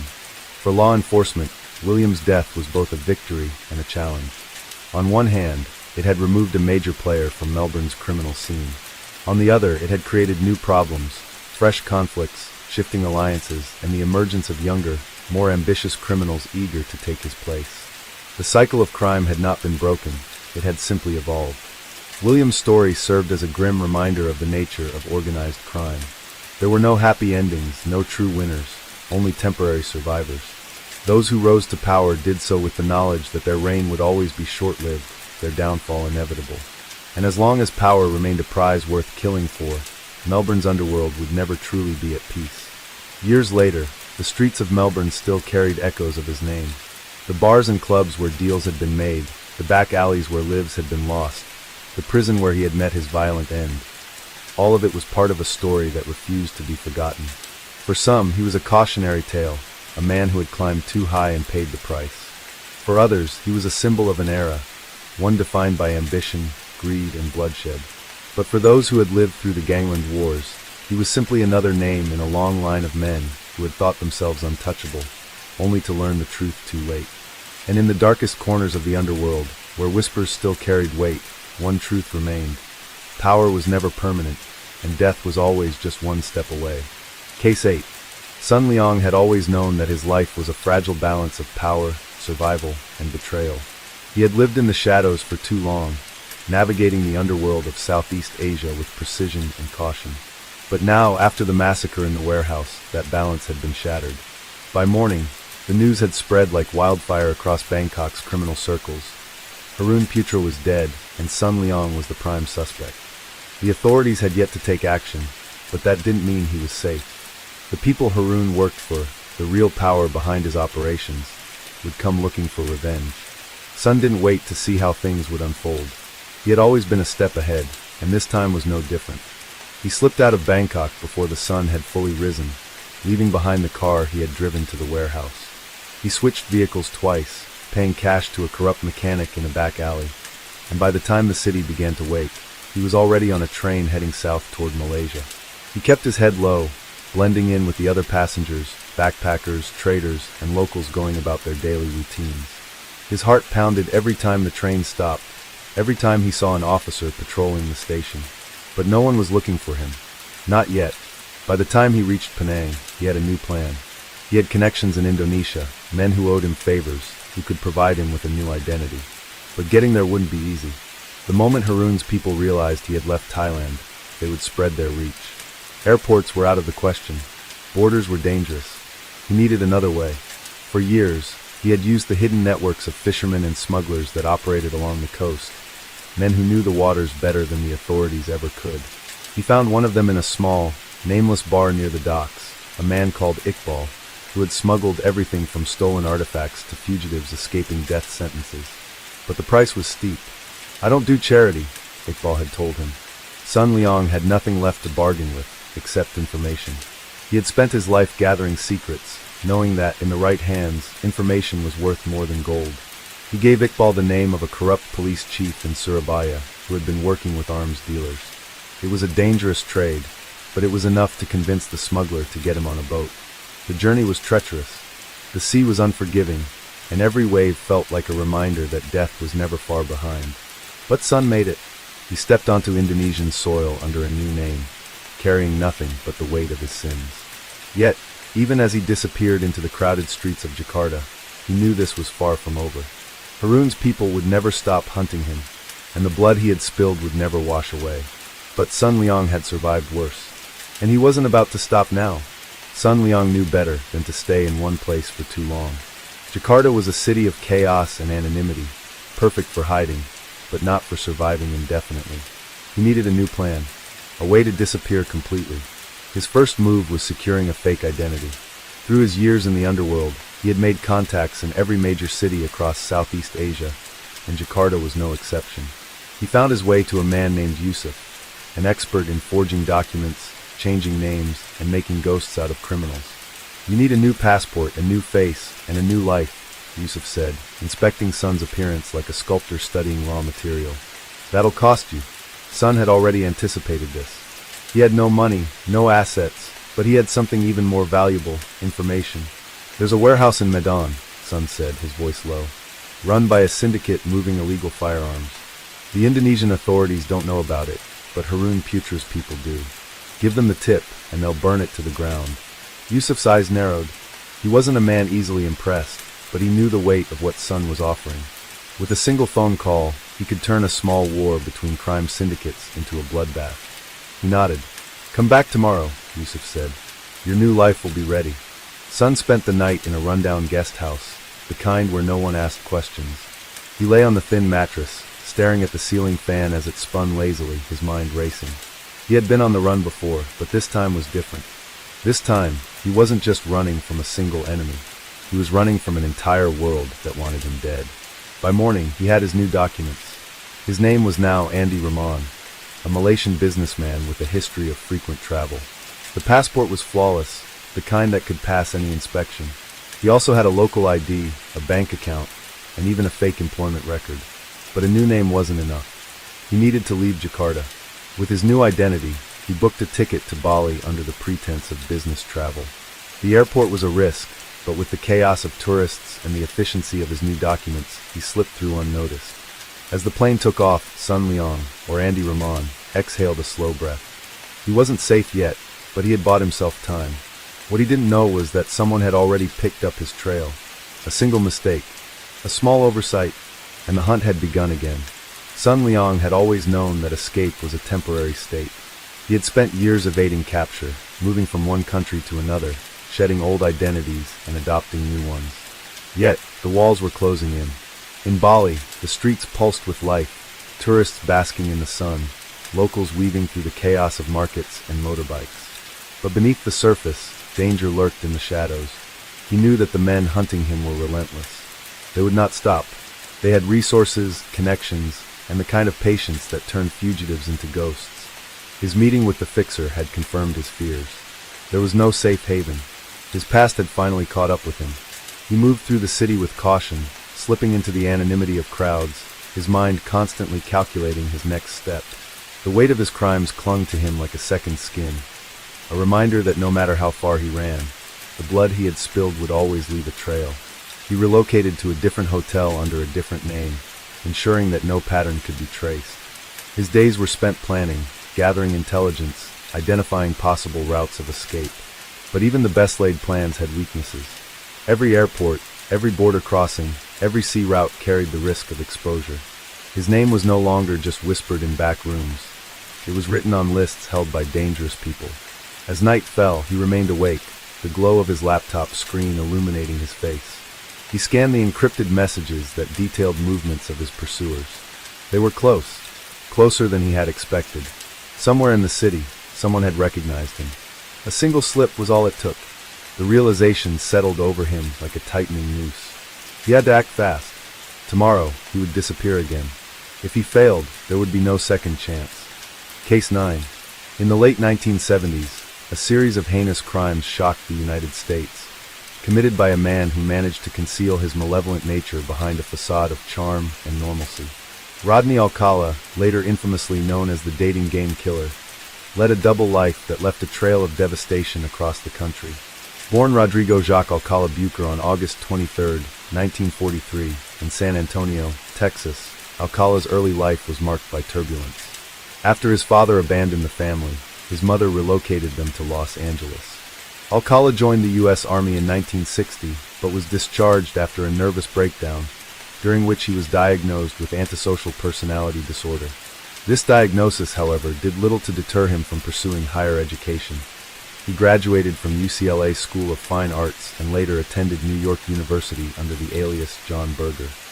Alcala's criminal activities began in 1968 when he lured an 8-year-old girl named Tali Shapiro into his Hollywood apartment. A concerned motorist witnessed the abduction and alerted police, who arrived to find Shapiro alive but brutally assaulted. Alcala evaded capture by fleeing to the East Coast, adopting a new identity, and enrolling in film school. During this period, he secured a counseling job at a New Hampshire arts camp for children, using the name John Berger. In 1971, Alcala was arrested after being recognized from a wanted poster. Extradited to California, he faced charges related to the Shapiro assault. However, due to the family's reluctance to have their daughter testify, prosecutors could not pursue the most severe charges.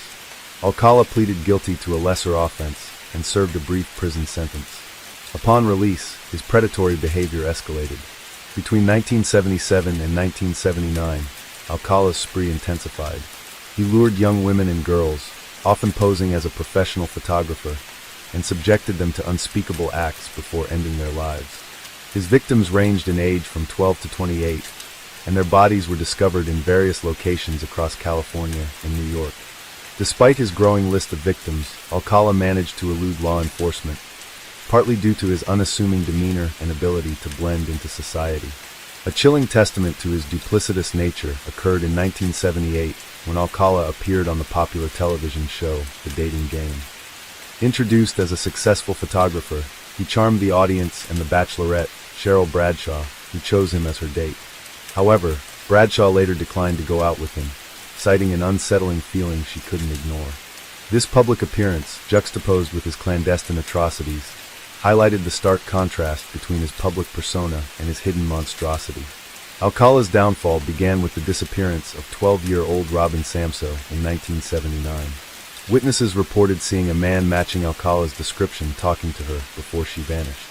Her remains were discovered 12 days later in the Los Angeles foothills. A subsequent search of Alcala's storage locker in Seattle uncovered a trove of photographs of young women and a pair of earrings belonging to Samso. This evidence led to his arrest and conviction.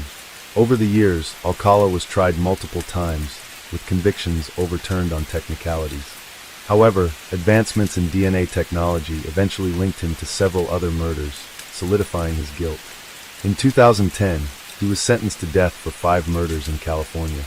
While on death row, Alcala was extradited to New York, where he pleaded guilty to 2 additional homicides. Authorities suspect his involvement in numerous other cases, given the cache of photographs found in his possession. Rodney Alcala's story serves as a grim reminder of the potential for evil lurking behind a veneer of normalcy. His ability to charm and manipulate, combined with a relentless predatory instinct, allowed him to perpetrate horrific crimes over more than a decade.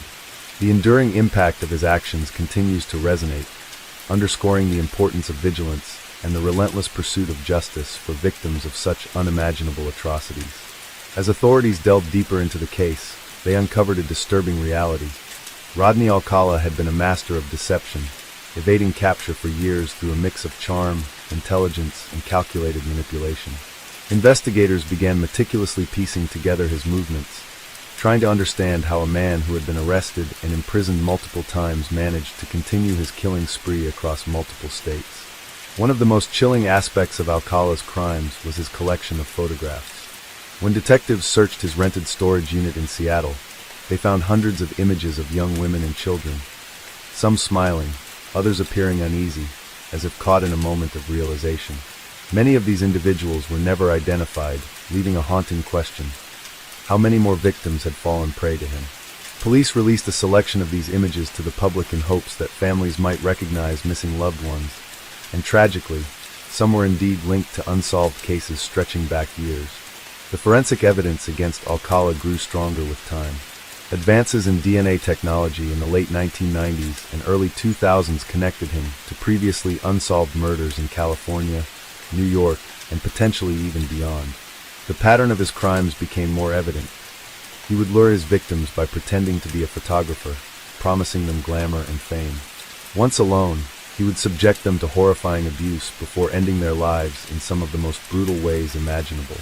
His intelligence was another factor that prolonged his ability to elude capture. Alcala was highly articulate and even represented himself in court at one of his trials.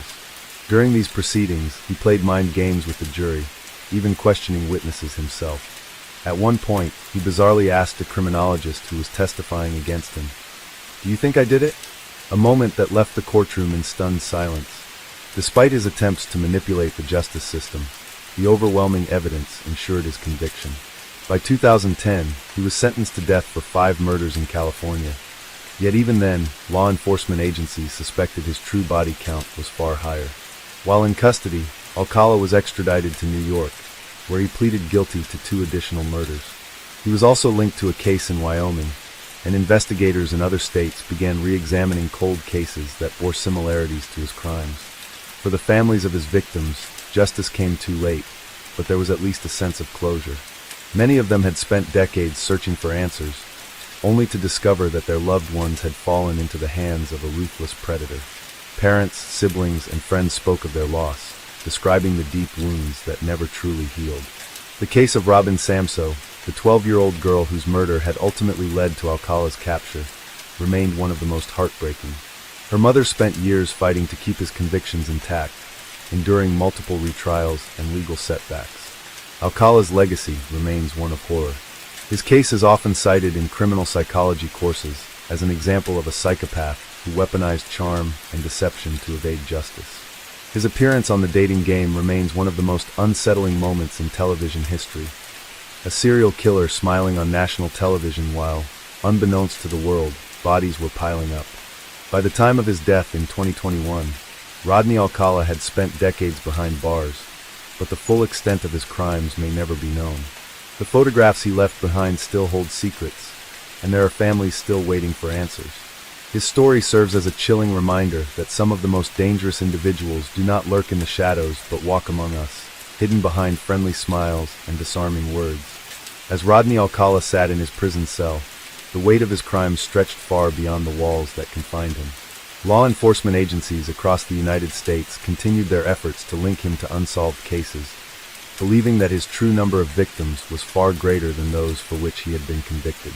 Each year, new evidence surfaced, and families of missing persons came forward, desperate to know if their loved ones had been among those who had fallen prey to him. The photographs discovered in his Seattle storage unit became an ongoing mystery. The images, numbering in the hundreds, captured women and children, some looking directly into the camera, others caught in moments of unease. Despite the passage of time, authorities periodically released batches of these photographs, urging the public to help identify the individuals in them. Some families recognized their daughters, sisters, and friends. Others remained unclaimed, frozen in time, their fates unknown. The possibility that Alcala had left behind a trail of undiscovered victims haunted investigators, leading them to reopen cases that had gone cold for decades.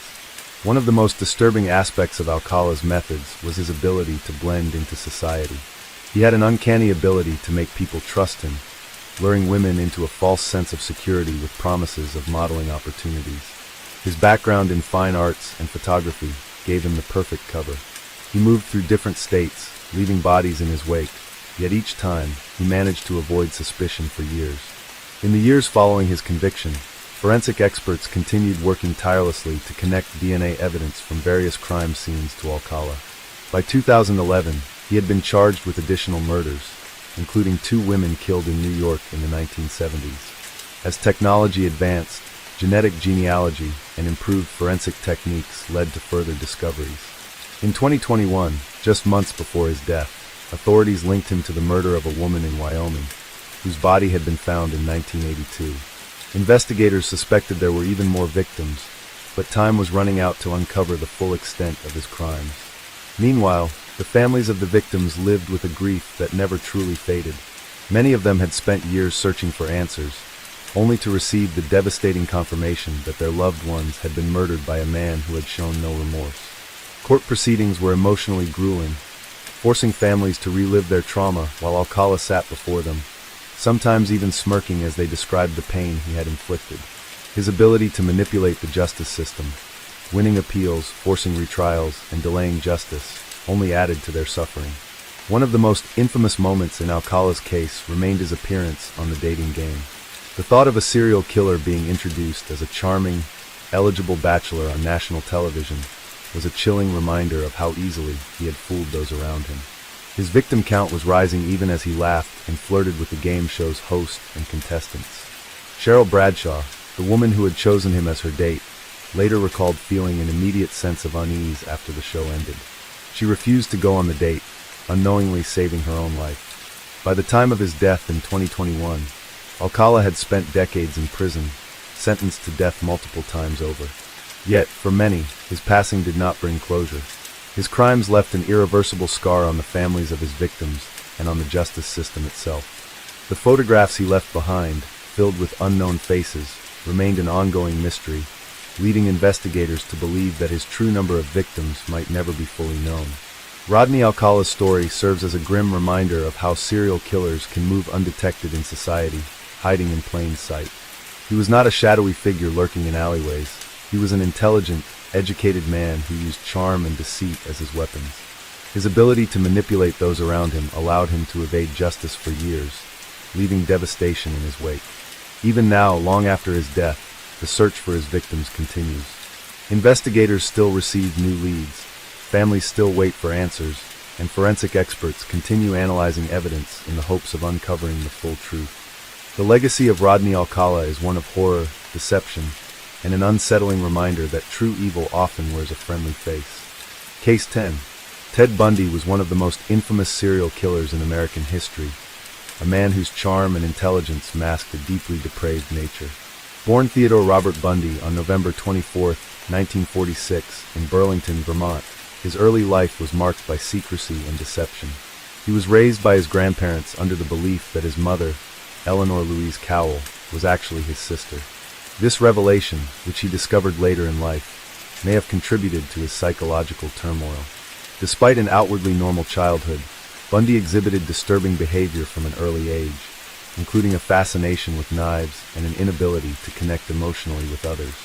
As he grew older, Bundy cultivated an image of himself as an ambitious and charismatic young man. He attended the University of Washington, where he studied psychology and later attempted to pursue a law degree. He was known for his ability to blend seamlessly into social circles, often using his charm to manipulate those around him. However, beneath this facade, Bundy harbored violent tendencies that would soon manifest in horrifying ways. Bundy's killing spree began in the early 1970s, targeting young women in several states, including Washington, Oregon, Utah, Idaho, Colorado, and Florida. His modus operandi was chillingly effective. He would often feign injury, using a cast or crutches to appear vulnerable, or impersonate a law enforcement officer to lure his victims into his car. Once he gained their trust, he would abduct, assault, and murder them, often returning to crime scenes to engage in necrophilic acts. His victims were predominantly college students, chosen for their youth and beauty, and his ability to evade capture made him one of the most elusive criminals of his time. The sheer number of his victims remains unknown, though Bundy eventually confessed to over 30 murders. However, law enforcement officials suspect the actual number to be significantly higher, possibly exceeding 100. His crimes were meticulously planned, and he was adept at covering his tracks. Unlike many serial killers, Bundy had no single fixed location for his crimes, making it difficult for authorities to connect the murders initially. Bundy's ability to evade capture was almost as notorious as his crimes. His deep understanding of law enforcement procedures, combined with his intelligence and adaptability, allowed him to stay ahead of investigators for years. He changed his appearance frequently, used stolen identification, and exploited legal loopholes to escape justice.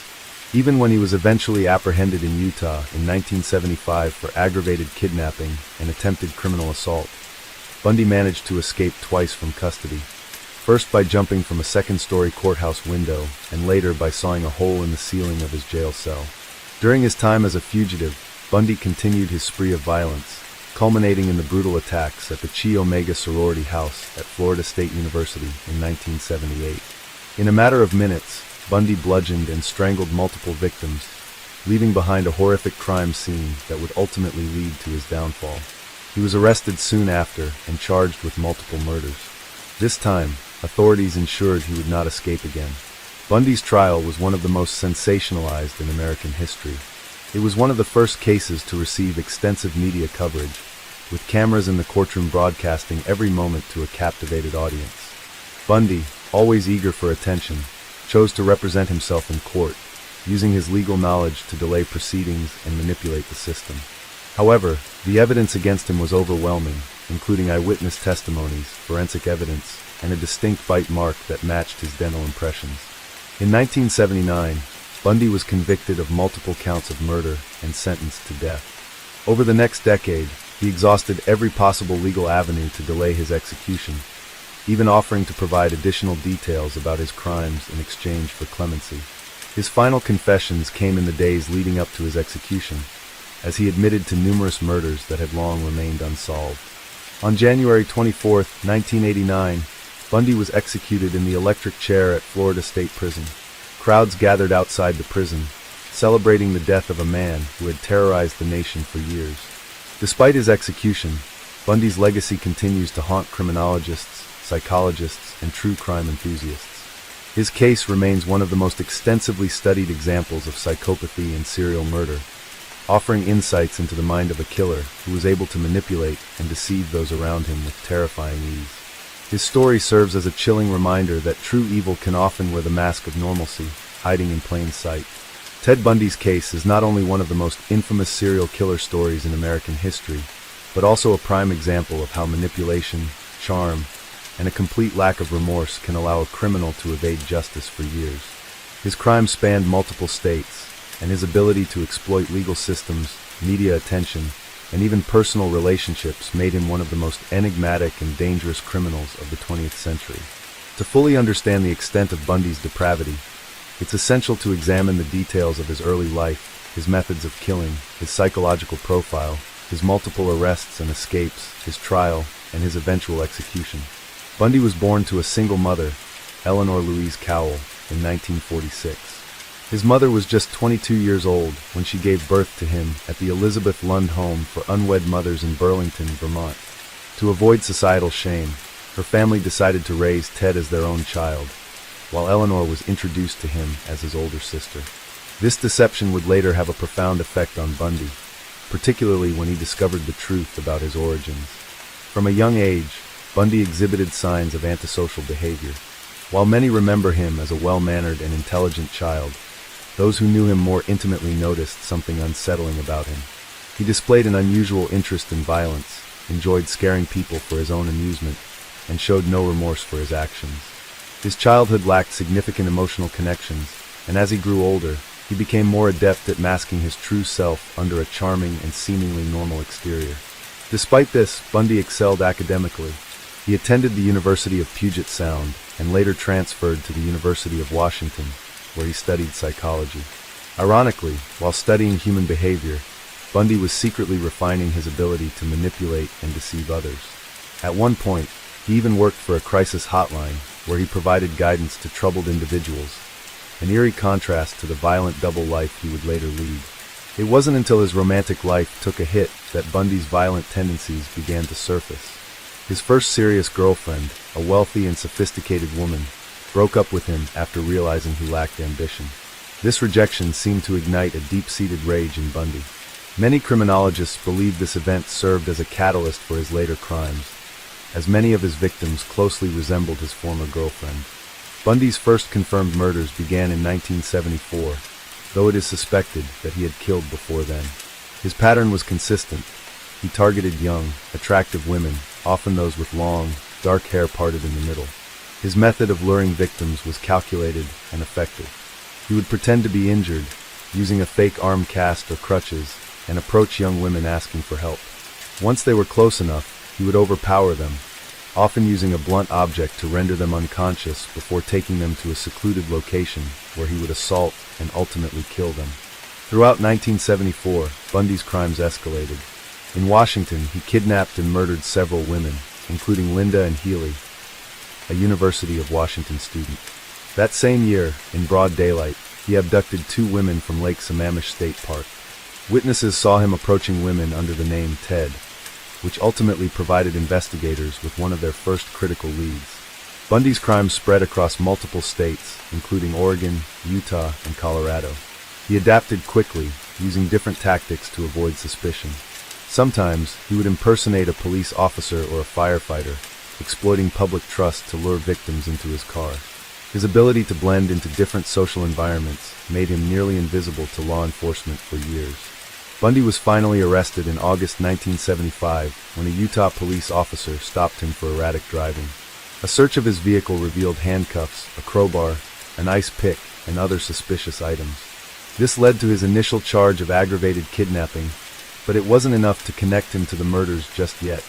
However, as investigations continued, Bundy was linked to multiple disappearances across different states. He was transferred to Colorado to stand trial, but in 1977, he managed to escape from the courthouse library by jumping from a second-story window. He was recaptured within days, only to escape again, this time from his jail cell by sawing through the ceiling and crawling into the ventilation system. This second escape led to one of Bundy's most violent rampages. After fleeing Colorado, he made his way to Florida, where he broke into the Chi Omega sorority house at Florida State University in January 1978. Within a matter of minutes, he brutally attacked 4 women, killing 2 of them and leaving the others severely injured. He then fled the scene and days later, abducted and murdered a 12-year-old girl named Kimberly Leach. Bundy was finally captured in February 1978 after being stopped for driving a stolen car. By this point, law enforcement agencies across multiple states had been desperately searching for him, and his arrest brought an end to one of the most infamous killing sprees in U.S. history. Bundy's trial became a media spectacle. The courtroom was packed with journalists, and television cameras broadcasted the proceedings nationwide. Bundy, always seeking control, chose to represent himself, believing he could outmaneuver the prosecution. His arrogance, however, proved to be his downfall. Despite his attempts to manipulate the jury and the public, the evidence against him was overwhelming. One of the most damning pieces of evidence was a bite mark found on one of his victims, which matched his dental impressions. In 1979, Bundy was convicted of multiple counts of murder and sentenced to death. Over the next decade, he exhausted every possible legal maneuver to delay his execution, even offering to confess to additional murders in exchange for more time. However, in January 1989, his time ran out. On January 24th, Bundy was executed in the electric chair at Florida State Prison. Outside the prison, hundreds of people gathered to celebrate his death, holding signs that read, "Burn, Bundy, burn." The public reaction reflected the immense fear and horror Bundy had inflicted upon the nation. Even after his execution, Bundy's case remains one of the most studied in criminal psychology. His ability to lead a double life, posing as a charismatic, intelligent individual while committing horrific crimes, has fascinated psychologists and law enforcement experts for decades. Bundy's case also changed the way law enforcement agencies handle serial killers. His crimes highlighted the importance of interagency cooperation, forensic advancements, and psychological profiling. The FBI's behavioral science unit used Bundy's case as a pivotal study in understanding serial killers, and his interviews have provided invaluable insights into the minds of similar offenders. What made Bundy so terrifying was not just his crimes, but his ability to deceive. He was not the stereotypical monster people expect. He was articulate, educated, and personable. His case serves as a reminder that evil does not always appear in an obvious form. Even today, Ted Bundy's name remains synonymous with psychological manipulation, deception, and horror. His crimes left an indelible mark on American history, forever changing the way society perceives serial killers. One of the most chilling aspects of Ted Bundy's case is his ability to manipulate those around him. He was not the typical image of a deranged murderer, unkempt, unstable, and easily recognizable as dangerous. Instead, Bundy was clean-cut, articulate, and charming, traits that allowed him to blend seamlessly into society. His intelligence and calculated demeanor made him a master at deception, allowing him to evade law enforcement for years. Bundy's ability to mask his true nature was a key factor in his prolonged killing spree. Many of his victims willingly followed him to their deaths, not realizing they were stepping into a predator's trap. He often feigned injury, appearing harmless and in need of help, and unsuspecting young women fell for the ruse. This psychological tactic, known as the Good Samaritan approach, played on human empathy, a cruel irony given the merciless brutality he later inflicted on his victims. Bundy also manipulated the legal system to his advantage. His self-representation in court was not only an attempt to control his own fate, but also a way to maintain the illusion of superiority over the system. Even behind bars, he continued his psychological games, misleading investigators and delaying justice by offering confessions on his own terms. His manipulative nature extended to personal relationships, as he managed to maintain a romantic relationship and even marry a woman while incarcerated. This ability to persuade others to see him as more than a killer only added to the chilling nature of his crimes. Bundy's crimes coincided with a period of significant advancements in forensic science and criminal profiling. Before his capture, law enforcement agencies across different states had difficulty connecting his crimes due to the lack of a centralized database. His case highlighted the urgent need for better communication between agencies, leading to improvements in information sharing and the establishment of national crime databases. One of the most crucial pieces of forensic evidence that led to Bundy's conviction was the bite mark analysis from his attack on Lisa Levy, one of the Chi Omega victims. The impression left on her body matched Bundy's dental structure, providing irrefutable evidence in court. While bite mark analysis has since become a controversial forensic method, at the time, it was a breakthrough in securing Bundy's conviction. Additionally, Bundy's case played a significant role in the development of behavioral profiling within the FBI. His interviews with law enforcement provided invaluable insights into the mind of a serial killer. The FBI's behavioral science unit used his case as a foundational study in understanding the motivations and psychological patterns of similar offenders. His admissions, though often cryptic and manipulative, helped law enforcement refine profiling techniques that would later be used to catch other notorious serial killers. Few criminals have had as lasting an impact on popular culture as Ted Bundy. His case has been the subject of numerous books, documentaries, and films. The fascination with Bundy stems not only from the horror of his crimes, but also from the paradox of his personality. How someone so outwardly normal could be capable of such evil. The media played a significant role in shaping Bundy's public image. During his trial, he received an unusual amount of attention, with news networks covering his case extensively. His confidence in front of the cameras, coupled with his bizarre attempts to charm the public, made his trial one of the most watched in American history. Some women even found themselves drawn to him, sending him fan mail and expressing their admiration, a disturbing phenomenon that underscores the power of psychological manipulation. Hollywood has also capitalized on Bundy's story, with multiple films and TV adaptations attempting to capture his dual nature. From documentaries like Conversations with a Killer, the Ted Bundy tapes to dramatized films like Extremely Wicked, Shockingly Evil and Vile, his story continues to captivate audiences. However, these portrayals often raise ethical questions about the glamorization of serial killers and the impact such media representations have on public perception. Bundy's case left an indelible mark on how serial killers are investigated. His ability to evade capture for so long revealed flaws in law enforcement coordination, leading to significant changes in investigative techniques. The case reinforced the importance of forensic science, behavioral analysis, and interdepartmental cooperation in tracking criminals across state lines. Additionally, Bundy's profile has been used in training law enforcement officers on the psychology of serial offenders. His case is frequently cited in criminology courses and forensic psychology programs as an example of how charm and manipulation can be used as weapons by dangerous individuals.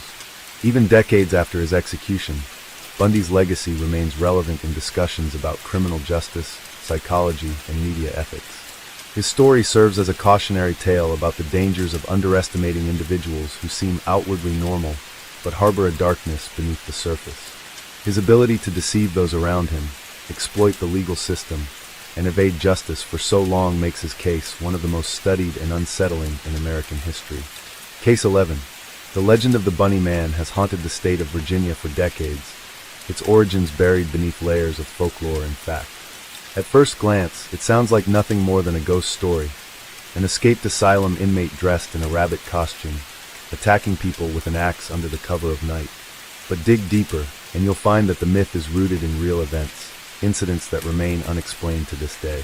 It all began in the fall of 1970. Fairfax County, Virginia, was a quiet, wooded region, far removed from the hustle of Washington, D.C., but not untouched by strange occurrences. On October 19, 1970, Air Force Academy cadet Robert Bennett and his fiancée were sitting in a parked car on Guinea Road, near Burke, Virginia. They were enjoying the stillness of the evening when something crashed into the front passenger window. Shattered glass flew in every direction, and before they could react, a man stood before them, dressed in white, long ears protruding from his hood. The figure wielded a hatchet. His voice was calm but menacing. "You're on private property," he reportedly said. "You're trespassing. If you come back, I'll kill you." Then, just as quickly as he had appeared, he vanished into the darkness. The shaken couple reported the encounter to the police, describing the attacker as a man dressed in a bunny costume. Officers searched the area but found nothing, no footprints, no sign of the attacker. It was an unsettling but seemingly isolated event. But 10 days later, on October 29th, another incident occurred. Security guard Paul Phillips was patrolling a construction site in Kings Park West, Fairfax County, when he spotted a man standing on the porch of a half-built house. Even from a distance, something seemed off. The man was dressed in white, with long ears resembling those of a rabbit. Phillips approached, calling out for him to leave the site. The figure did not respond. Instead, he lifted an axe and began hacking away at one of the porch beams. Splinters flew with every strike. As Phillips drew closer, the man turned to face him and shouted, "You're trespassing. If you come any closer, I'll chop your head off." Startled, Phillips backed away and ran for help. By the time police arrived, the man had disappeared into the woods, leaving behind nothing but deep gouges in the wood where his axe had struck. The incident sparked widespread panic. The local newspapers ran headlines about the mysterious bunny man, and Fairfax County residents grew wary of venturing out at night. Rumors spread. Some claimed he was an escaped mental patient. Others said he was the ghost of a man who had been wrongfully executed. The more the stories circulated, the more elaborate they became. Soon, whispers of mutilated bodies and ritualistic killings made their way into the legend. Authorities investigated, but the bunny man was never caught. Over the years, more sightings trickled in. Figures in white lurking near abandoned buildings, axe marks found on bridges, the eerie sound of laughter echoing through the trees. The legend only grew stronger with time. One particular place became synonymous with the myth, Bunny Man Bridge. Officially known as Colchester Overpass, this isolated railway bridge in Clifton, Virginia, became the focal point of local ghost stories. People claimed that on Halloween night, if you stood beneath the bridge at midnight, you could hear the bunny man's voice whispering through the wind, or worse, see his shadow watching from the treetops. Skeptics dismissed the tale as urban legend, a ghost story born from a combination of real-life events and overactive imaginations. But even now, decades later, something about the bunny man still lingers. Those who visit the bridge at night report an overwhelming sense of unease, as if something unseen is watching from the darkness. Some claim to have heard faint, rhythmic tapping, like the sound of an axe against stone. Whether the bunny man was ever real or simply a figment of fear, his story remains one of Virginia's most chilling mysteries. It serves as a reminder that sometimes the scariest monsters aren't the ones we see, but the ones that refuse to be found. As time passed, the legend of the bunny man evolved, growing darker with each retelling. What had started as bizarre but seemingly harmless encounters escalated into something more sinister. People whispered about disappearances near the bridge, about hikers who ventured too far into the woods and were never seen again. Whether these tales had any basis in reality was difficult to determine, but the fear they instilled was undeniable. Throughout the 1970s and 1980s, local teenagers dared each other to visit Bunny Man Bridge on Halloween night. Some claimed to have seen shadowy figures lurking near the overpass, while others swore they heard whispers in the wind, low, guttural sounds, like someone breathing just behind them. More than one person reported finding strange carvings on trees near the bridge. Crude drawings of rabbits, sometimes with their heads missing, their bodies marked with deep, jagged slashes. In 1987, a group of high school students decided to test the legend for themselves. Armed with flashlights and cameras, they hiked into the dense woods surrounding the bridge, determined to prove that the Bunny Man was nothing more than a scary story. They laughed at the idea of an axe-wielding madman in a rabbit suit, dismissing it as pure fiction. But as the night stretched on, their laughter faded. The deeper they went into the trees, the more oppressive the atmosphere became. The air was heavy, thick with the scent of damp earth and something else, something metallic, almost like blood. One of the students, a boy named Eric, later recounted what happened next. He said they heard a rustling sound in the bushes, followed by the distant crack of a branch snapping underfoot. At first, they assumed it was an animal, but then came the unmistakable sound of breathing, slow, ragged, and deliberate. Eric turned his flashlight toward the noise, but the beam revealed nothing. Then, without warning, the flashlight flickered and died. Panic set in. The group turned and ran, their footsteps pounding against the forest floor. But no matter how fast they ran, the sound of heavy breathing seemed to follow them. By the time they reached the bridge, they were gasping for air, their hearts hammering against their ribs. They piled into their cars and sped away, convinced that someone, had been stalking them in the woods that night. In the years that followed, more reports of strange occurrences around Bunny Man Bridge surfaced. A man walking his dog near the area claimed to have seen a figure crouched in the shadows beneath the overpass. When he called out, the figure stood, its silhouette distorted by the moonlight, its elongated ears casting eerie shapes against the stone. The man fled, his dog barking wildly as they disappeared down the road. Another chilling account came from a group of paranormal investigators who set up recording equipment near the bridge. They hoped to capture evidence of supernatural activity, but what they found was far more disturbing. When they played back their recordings, they heard what sounded like faint whispers layered beneath the white noise. The words were garbled, but one phrase stood out clearly: "Get out." Despite these stories, skeptics insisted that the Bunny Man was nothing more than an urban legend, a case of mass hysteria fueled by campfire tales and overactive imaginations. They pointed to the lack of concrete evidence, the absence of any real proof beyond anecdotal accounts. But even they could not deny the bridge's unsettling reputation, nor could they explain the unshakable feeling of dread that seemed to settle over anyone who spent too much time there. In an attempt to separate fact from fiction, local historian Brian Conley conducted an extensive investigation into the origins of the Bunny Man legend. His research revealed something unexpected. There was no record of an escaped asylum patient in Fairfax County, nor was there any evidence of a serial killer dressed as a rabbit.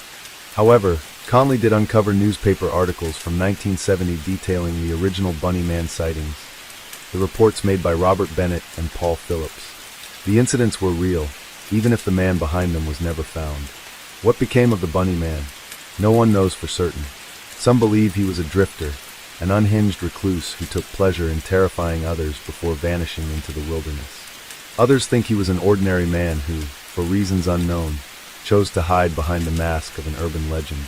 And then there are those who swear he was something else entirely, something beyond explanation, a specter born from fear itself. Today, Bunny Man Bridge remains a place of mystery, its legend woven into the fabric of Virginia's folklore. Visitors still make pilgrimages to the site, some in search of a thrill, others hoping to glimpse a shadow of the past. And though the rational mind insists that there is nothing to fear, those who stand beneath the overpass at midnight cannot shake the feeling that they are not alone. Perhaps the Bunny Man was never real, or perhaps even now he watches from the darkness, waiting for the next unsuspecting soul to stray too close to his domain. The legend of the Bunny Man didn't fade as time passed.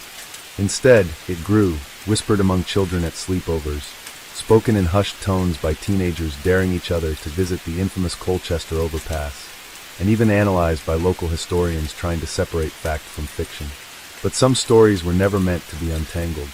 Throughout the 1970s and 1980s, a series of disappearances were reported around Fairfax County and nearby areas of Clifton, Virginia. Hikers, drifters, and even a handful of university students were last seen near the heavily wooded trails that line the roads near the overpass. Their vehicles were found abandoned, doors flung open as if the occupants had left in a hurry. Some cars had deep gashes along their exteriors, long slashes in the metal, as though made by something not quite human. One of the most disturbing cases involved a young couple, Jason and Emily, who were last seen driving home from a party. Witnesses recalled seeing them leave in good spirits, heading in the direction of Clifton. The following morning, Their vehicle was discovered on the side of the road, just a few miles from the overpass. The car's interior was smeared with blood, but there was no sign of Jason or Emily. Only a torn piece of white fabric, resembling rabbit fur, was found near the back seat. Police investigations led nowhere. No footprints, no drag marks, no leads. The case joined a growing list of unexplained vanishings, each one eerily tied to the same silent, brooding forest surrounding the infamous bridge. Locals became wary of the area. Those who dared to investigate, amateur ghost hunters, thrill seekers, and reckless teenagers, often returned with strange tales. Some spoke of a figure in white darting between the trees. Others claimed to have seen dark, hollowed-out eyes staring from the depths of the forest. More chillingly, a few claimed to hear scraping sounds against their car windows late at night, as if something was testing the glass, or waiting for them to step outside. In 1986, an old gas station attendant near the outskirts of town claimed to have seen something, or someone, on a particularly foggy night. He had been closing up for the evening when he noticed a lone figure standing at the edge of the gas station lot, just beyond the reach of the lights. The figure wore a rabbit mask, its long ears torn and jagged, its fur stained with something dark. The mask was too large, sitting eerily off-kilter on the person's head. The mouthpiece was stretched into a grotesque, toothy grin. The figure stood motionless, watching. The attendant, feeling an overwhelming sense of dread, quickly locked up and left. Yet as he drove off, he swore he saw the thing start to move, stepping slowly onto the road. Its gaze locked on him until he vanished from sight. Others soon reported similar sightings. A man in a ragged white suit, wielding a hatchet, lingering near the bridge at night. Mutilated animal carcasses, rabbits mostly, left hanging from trees near the overpass, their bodies slashed open with precise, surgical-like cuts. Some speculated that the original Bunny Man, if he ever truly existed, had been replaced by a copycat, someone who had taken the urban legend too seriously. But others weren't so sure. In the early 1990s, an abandoned farmhouse deep in the woods, about 4 miles from the overpass, was accidentally discovered by a group of hikers. The house had been overtaken by nature, vines weaving in and out of broken windows, its wooden structure rotting away. Inside, however, was something deeply disturbing. The walls were covered in bizarre carvings, crude depictions of rabbits, human figures, and strange symbols that no one could quite decipher. The floorboards were stained dark, the air thick with a pungent metallic scent. But the most unsettling discovery was a pile of shredded clothing, seemingly belonging to multiple individuals, along with clumps of white fur scattered across the floor. The house was later linked to a missing persons case from 1979, when a family of 4 vanished without a trace. While no bodies were found, local authorities decided to seal off the property, declaring it off-limits. The public was never informed of the full extent of what had been discovered inside. As years passed, the Bunny Man legend only grew, fueled by new sightings, unexplained phenomena, and the chilling reminders of the past. Some claim he was never real, just a story spun out of fear and folklore. Others believe he was once real, but is long gone, his crimes swallowed by time. And yet, a handful remain convinced that the Bunny Man never left. To this day, on Halloween night, thrill seekers still gather near the Colchester overpass, daring each other to stand beneath the bridge at midnight. Some claim to hear footsteps just beyond the trees. Others have reported strange figures lurking at the forest's edge, watching in silence. And every now and then, someone returns from the overpass with long, deep scratches along their car doors, the metal gouged as if by something sharp, something neither human nor entirely animal. The town of Clifton, despite its picturesque streets and peaceful atmosphere, remains haunted by the shadow of the Bunny Man. Whether he was a real murderer, an escaped lunatic, or simply a legend spun by terrified locals, one thing is certain: his presence lingers, woven into the very fabric of the town's history. And for those who still dare to seek him out, there is a warning passed down through generations. If you hear the scratching at your window, don't look. Don't open your door. And whatever you do, don't follow the white rabbit. Case 12. The legend of the Night Marchers, or Huakaipa, is one of Hawaii's most feared supernatural phenomena. Though widely regarded as folklore, there have been eerie incidents reported throughout the islands that make many believe the tales are more than just myths. The Night Marchers are said to be the ghostly apparitions of ancient Hawaiian warriors, marching in spectral formation under the cover of night. Their presence is a harbinger of doom to those who witness them, and the only way to survive an encounter is to lie face down in absolute submission, showing respect to the warriors of the past. One of the most chilling modern cases involving the night marchers took place in 2012 in Waipio Valley, Hawaii, a place known for its sacred sites and ancient battle history. The story centers around Daniel Kahale, a 37-year-old hiker and local historian who vanished without a trace while exploring the valley's deeper, less-traveled trails. Daniel was well-versed in Hawaiian legends, often sharing his knowledge with tourists and researchers.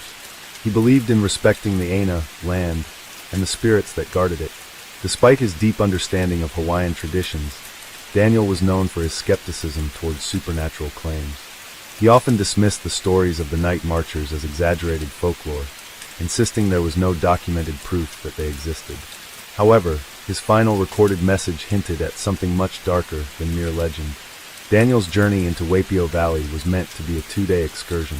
He carried a GoPro camera to document his findings, and had planned to upload the footage to his small YouTube channel, where he discussed Hawaiian history. He sent his last message to a friend at 9:47 p.m., stating that he had set up camp near an ancient heiau temple, and that he had heard drumming in the distance. The next morning, Daniel's campsite was found completely untouched, his backpack, tent, and supplies still in place. His GoPro, which had been strapped to his chest, was discovered several feet away, partially buried in the mud. When authorities retrieved the footage, what they saw left even the most hardened investigators deeply unsettled.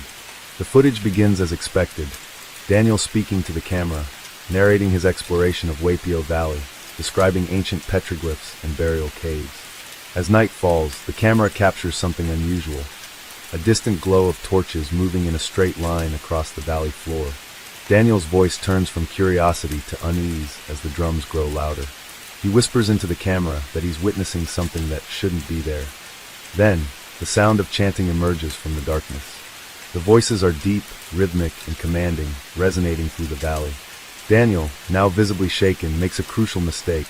He stands up and watches instead of lying down, as Hawaiian legend dictates. The camera captures shadowy figures in full traditional armor, their eyes glowing an unnatural red. Their footsteps make no sound, yet their presence is undeniable. The footage ends abruptly as the camera topples to the ground, landing at an angle that captures the last fleeting moments of movement before all goes silent. Despite extensive searches, Daniel's body was never found. His footprints stopped abruptly near a sheer cliffside, with no signs of a struggle or fall. Search and rescue teams were baffled. There was no physical way he could have vanished without a trace. Hawaiian elders in the area were not surprised by the outcome. According to them, Daniel had disrespected the night marchers by watching them pass instead of showing the proper reverence. They warned that those who do not show respect either meet a swift death or are taken to the spirit world forever lost. To this day, locals claim that Daniel's presence can still be felt in Waipio Valley. Some hikers have reported hearing whispers near the heiau, and others claim to have seen a lone figure standing at the edge of the valley, disappearing whenever someone approaches. Daniel's story remains one of the most unsettling disappearances in Hawaiian history, and whether one believes in the night marchers or not, his case serves as a haunting reminder that some legends are better left undisturbed. Daniel Kahale's disappearance sent shockwaves throughout the local community. Search and rescue teams combed the valley for weeks, using helicopters, K9 units, and infrared scanners, yet no trace of him was ever found. His family, devastated, refused to accept that he had simply vanished. Some believed he had fallen victim to the treacherous cliffs or the unpredictable waters of the valley's rivers, but others, especially those familiar with the island's spiritual history, were convinced that something far more sinister had occurred.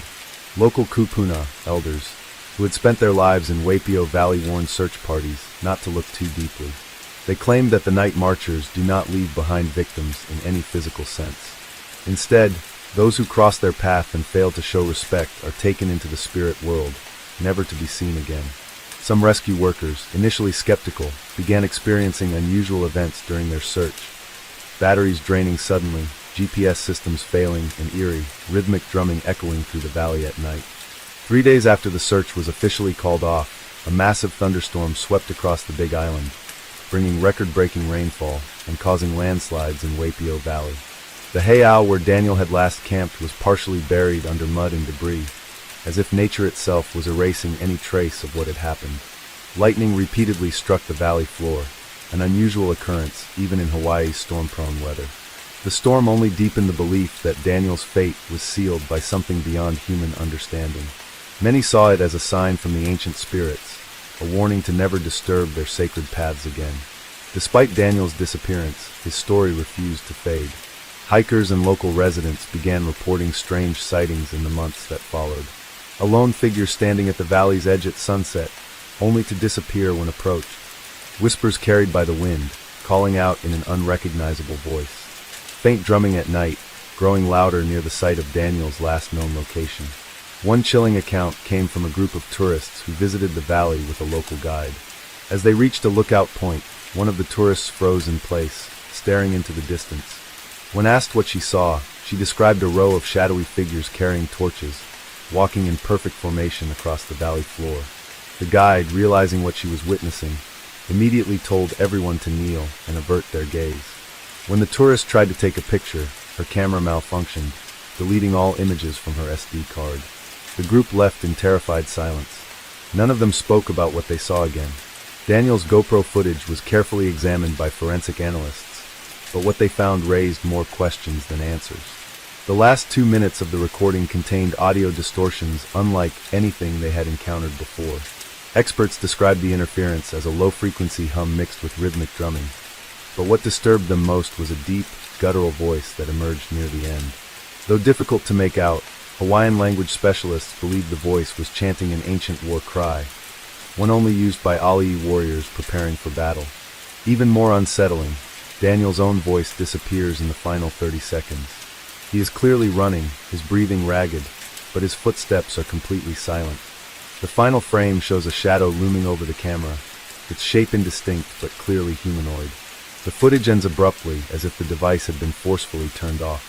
The camera itself was sent to a research lab on the mainland for further analysis, but it mysteriously went missing during transit. Officials blamed a shipping error, but many believed the object was never meant to leave the island. Months after the search was over, Daniel's family received an anonymous letter, postmarked from Hilo. The letter contained only a few lines, written in Old Hawaiian script, a form of writing no longer in common use. Translated, it read, "The path was not yours to walk. The warriors have reclaimed what was theirs. Do not seek what is lost." No sender was ever identified. The handwriting did not match any known records. Local Hawaiian cultural practitioners took Daniel's case as a grim reminder of the power of the ancient spirits. They warned outsiders against treating sacred sites as mere tourist attractions. "These places are not meant to be disturbed," one elder said in an interview. "The old gods still walk among us. The night marchers are real, and those who forget their place will learn that the hard way." To this day, Waipio Valley remains a place of beauty, mystery, and fear. Some still search for logical explanations for Daniel Kahale's disappearance, but others believe the answer is clear. He crossed a line that should never have been crossed, and the night marchers, the eternal guardians of the land, ensured that he would never return. Those who visit the valley now tread carefully, never staying past sunset, never whistling in the dark, and never, ever looking directly at the marching figures if they appear. For the spirits of the past do not forget, and they do not forgive. Daniel Kahale's disappearance soon became more than just a tragic mystery.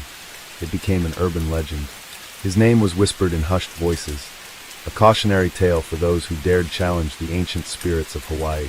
Despite warnings from elders, outsiders continued to search for answers, convinced there was a logical explanation for his vanishing. Yet, the more they searched, the stranger the case became. In the years following Daniel's disappearance, paranormal investigators, thrill seekers, and filmmakers were drawn to Waipio Valley. Some wanted to prove the night marchers were real, while others aimed to debunk the stories. But many who ventured into the valley found more than they had bargained for. One documentary crew from the mainland spent a week in Waipio, hoping to capture evidence of supernatural activity. Their leader, a skeptic named James Holloway, dismissed the legends as primitive superstition, convinced that Daniel's case had a rational explanation. Perhaps an accidental fall, a wild animal attack, or even foul play. On the 5th night of filming, James and his crew camped near the remnants of the ancient heiau where Daniel had last been seen. Everything was fine until midnight. The crew's walkie-talkies crackled with static, despite clear weather. Their temperature gauges dropped suddenly, the air becoming unnaturally cold. The sound of drums echoed from the valley, deep and rhythmic, growing louder by the second. One of the cameramen, a young woman named Leah, described feeling an invisible force press against her chest, making it hard to breathe. Then the cameras all shut off at once. Panicked, the crew grabbed their gear and fled to their vehicles. When they reviewed their footage the next morning, the final frames showed something inexplicable. A procession of shadowy figures, partially obscured by the night mist, moving in perfect unison. Their outlines were faint, almost like distortions in the air, but their glowing red eyes were unmistakable. James Holloway, who had spent years debunking the paranormal, never spoke about the incident again. He abandoned the documentary project entirely and refused to return to Hawaii. Not all encounters happened in the valley itself. One chilling account came from a local woman named Lonnie, who lived in a remote house on the cliffs above Waipio. She had grown up hearing the legends of the night marchers, but had never experienced anything unusual until one fateful evening. It started with a dream, one that felt more real than reality itself. In the dream, she stood at the edge of the cliff, overlooking the valley. Below her, a line of warriors marched in perfect formation, their torches illuminating the darkness. But as she watched, one of them turned its head and looked directly at her. She woke up in a cold sweat, her heart pounding.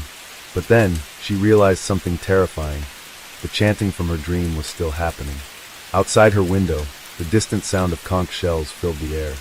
The rhythmic pounding of feet echoed from the valley floor. And then she heard her name. A deep, guttural voice, impossibly ancient, whispered her name from the shadows outside her home. Frozen in fear, she did the only thing she could remember from childhood teachings. She threw herself onto the floor, face down, and shut her eyes tight. The sounds continued for what felt like an eternity. Then, just as suddenly as they had started, they stopped. When she finally dared to look up, the only thing left was an eerie silence and a thick mist covering the valley below. While the stories and encounters with the night marchers continued, Daniel's mother, Leilani Kahale, never gave up hope that her son's fate could be understood. She met with priests, spiritual leaders, and even flew in paranormal researchers from the mainland. But no one could provide answers. Desperate, she sought the help of a Hawaiian kahuna, priest, known for his deep connection to the spirit world. He agreed to perform a sacred ritual, seeking guidance from the ancestors.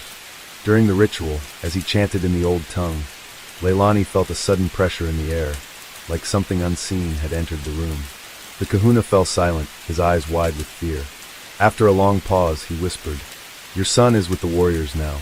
He cannot return." Leilani begged for an explanation, but the kahuna refused to say more. He only warned her never to disturb the spirits again. Heartbroken but accepting the truth, Leilani ceased all further searches. She left offerings at the edge of Waipio Valley, a lei of white flowers and a bowl of poi, a traditional Hawaiian dish, a final farewell to the son she would never see again. Daniel was not the last to disappear in Waipio. 3 years later, a 26-year-old tourist from California, Ryan Carter, went missing after camping in the valley. His friends reported that he had wandered off alone one evening, saying he wanted to feel the energy of the land. He never came back. Authorities conducted another extensive search. But just like with Daniel, no traces were found, no footprints, no torn fabric, no signs of struggle. It was as if the valley had swallowed him whole.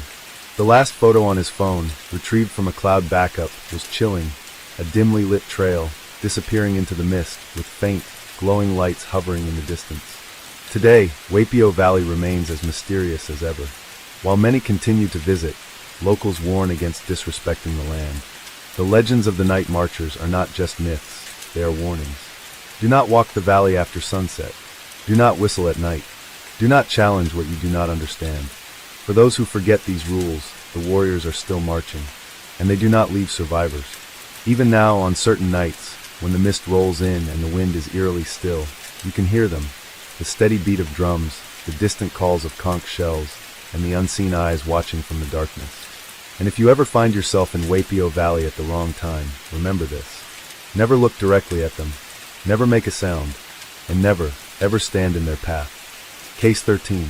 In the late 1980s and early 1990s, a chilling rumor began circulating throughout Chicago, particularly among children and teenagers. Stories of a mysterious figure dressed as a clown, lurking in parks and near schools, spread like wildfire. He wasn't a performer at birthday parties, nor was he a friendly figure handing out balloons. This was Homie the Clown, a sinister character who allegedly drove around in a white van, attempting to lure children inside. The legend took root in the predominantly African-American communities of Chicago's South and West Sides. Parents whispered warnings to their children, teachers reinforced safety lessons, and kids shared terrifying accounts of near abductions. The name Homie itself seemed to originate from a popular television character on In Living Color, a sketch comedy show that featured a comedic yet rebellious clown named Homie D. Clown. However, the Homie haunting Chicago's streets was no laughing matter. Reports varied in detail. Some claimed he merely tried to scare kids for fun, while others told more sinister tales of attempted kidnappings. Schools sent out warnings and police increased their patrols, yet no official reports confirmed an actual abduction. The lack of solid evidence only added to the hysteria, making Homie the Clown more of a phantom than a man, a living urban legend. As the rumors grew, so did the fear. Parents refused to let their children walk home alone. Kids would huddle together, pointing at any white van that passed, their hearts racing with terror. The police, while acknowledging the community's concerns, struggled to verify the claims. Without concrete evidence, Homie the Clown became more of a specter of paranoia rather than a real threat. Psychologists studying the phenomenon suggested that Homie the Clown was a product of collective fear, amplified by word of mouth and media sensationalism. Urban legends thrive in environments where anxiety is already present, and during the late 1980s, crime rates in Chicago were high. Fear of child abductions was already a pressing concern, and Homie fit neatly into that pre-existing paranoia. Interestingly, this wasn't the first time a killer clown narrative had taken hold of the public's imagination. Just a decade prior, John Wayne Gacy, one of America's most infamous serial killers, had been arrested in Chicago. Gacy had performed as Pogo the Clown at children's parties, creating a disturbing association between clowns and danger. Though Homie was likely a fictional creation, his image played into a deep-rooted cultural fear of clowns, known as coulrophobia. Despite the logical explanations, the sightings continued. Children claimed to see him standing near playgrounds, holding a sack, waving them over. Others insisted they heard him laughing from a distance, his face obscured by shadows. The line between reality and folklore blurred as the legend refused to die. Page 3. The Enduring Legacy. By the mid-1990s, the Homie the Clown panic began to fade. No real suspect was ever identified, and no evidence of attempted abduction surfaced. It was as if Homie had never existed outside of whispered warnings and schoolyard rumors. However, the story still lingered in Chicago's cultural memory. Parents who were children during that time now tell their own kids about the legend, keeping the tale alive. Urban legends like Homie the Clown serve as cautionary tales, reinforcing community values and safety precautions. Though he may not have been real, the fear he inspired was very much alive. The legend of Homie became a reflection of deeper societal anxieties, about child safety, about the unknown, and about the ever-present specter of real-life monsters that sometimes walk among us. Even today, the occasional whisper about Homie resurfaces, usually when an eerie figure is spotted near a school or an unfamiliar van lingers too long. In the digital age, similar legends spread online, evolving with the times, but the core lesson remains the same. Stay vigilant, trust your instincts, and beware of the things that lurk just beyond the reach of reason. Was Homie the Clown ever real? Perhaps not in the way people feared, but in the minds of those who lived through the panic, he will always remain a shadow in the dark, a figure just out of sight, waiting to return when the fear is needed once more. While the Homie the Clown legend faded from the public eye, its echoes still reverberate in Chicago's folklore. The legend left an imprint on those who grew up during its peak, and even today, some recall strange encounters that never quite faded from memory. Did they truly see Homie? Or was it the weight of collective fear that made them believe? The legend of Homie the Clown took on new life with the rise of internet forums and social media. Every few years, eerie photos circulate, grainy images of clowns standing beneath dimly lit street lamps, their faces frozen in unsettling grins. Pranks inspired by the myth occasionally spark new waves of panic, proving that Homie still lingers in the public consciousness. The 2016 killer clown phenomenon, where people dressed as sinister clowns to terrorize neighborhoods, bore an uncanny resemblance to Homie the Clown. It was as if the legend had been reborn in a digital age, proving that fear, once planted, never truly dies. Chicagoans who lived through the original Homie scare watched these modern clown sightings with a mix of nostalgia and unease. The cycle had come full circle. Beyond Chicago, similar urban legends persist. The boogeyman, the vanishing hitchhiker, the hook-handed killer. These myths thrive because they tap into universal fears. Homie the Clown was no different. He wasn't just a figure in a white van. He was the embodiment of every parent's worst nightmare, every child's fear of the unknown. Perhaps the most unsettling thing about the Homie the Clown legend is the possibility that it wasn't entirely fiction. While no verifiable kidnappings were linked to him, the fear that spread was built on something real. Anxieties about safety, memories of past horrors, and a genuine distrust of the unknown. The absence of proof does not always mean the absence of danger. Today, when Chicagoans hear the whisper of Homie the Clown, they don't just remember the fear, they remember the lessons. Watch the streets, protect the children, and never, ever trust the man in the white van.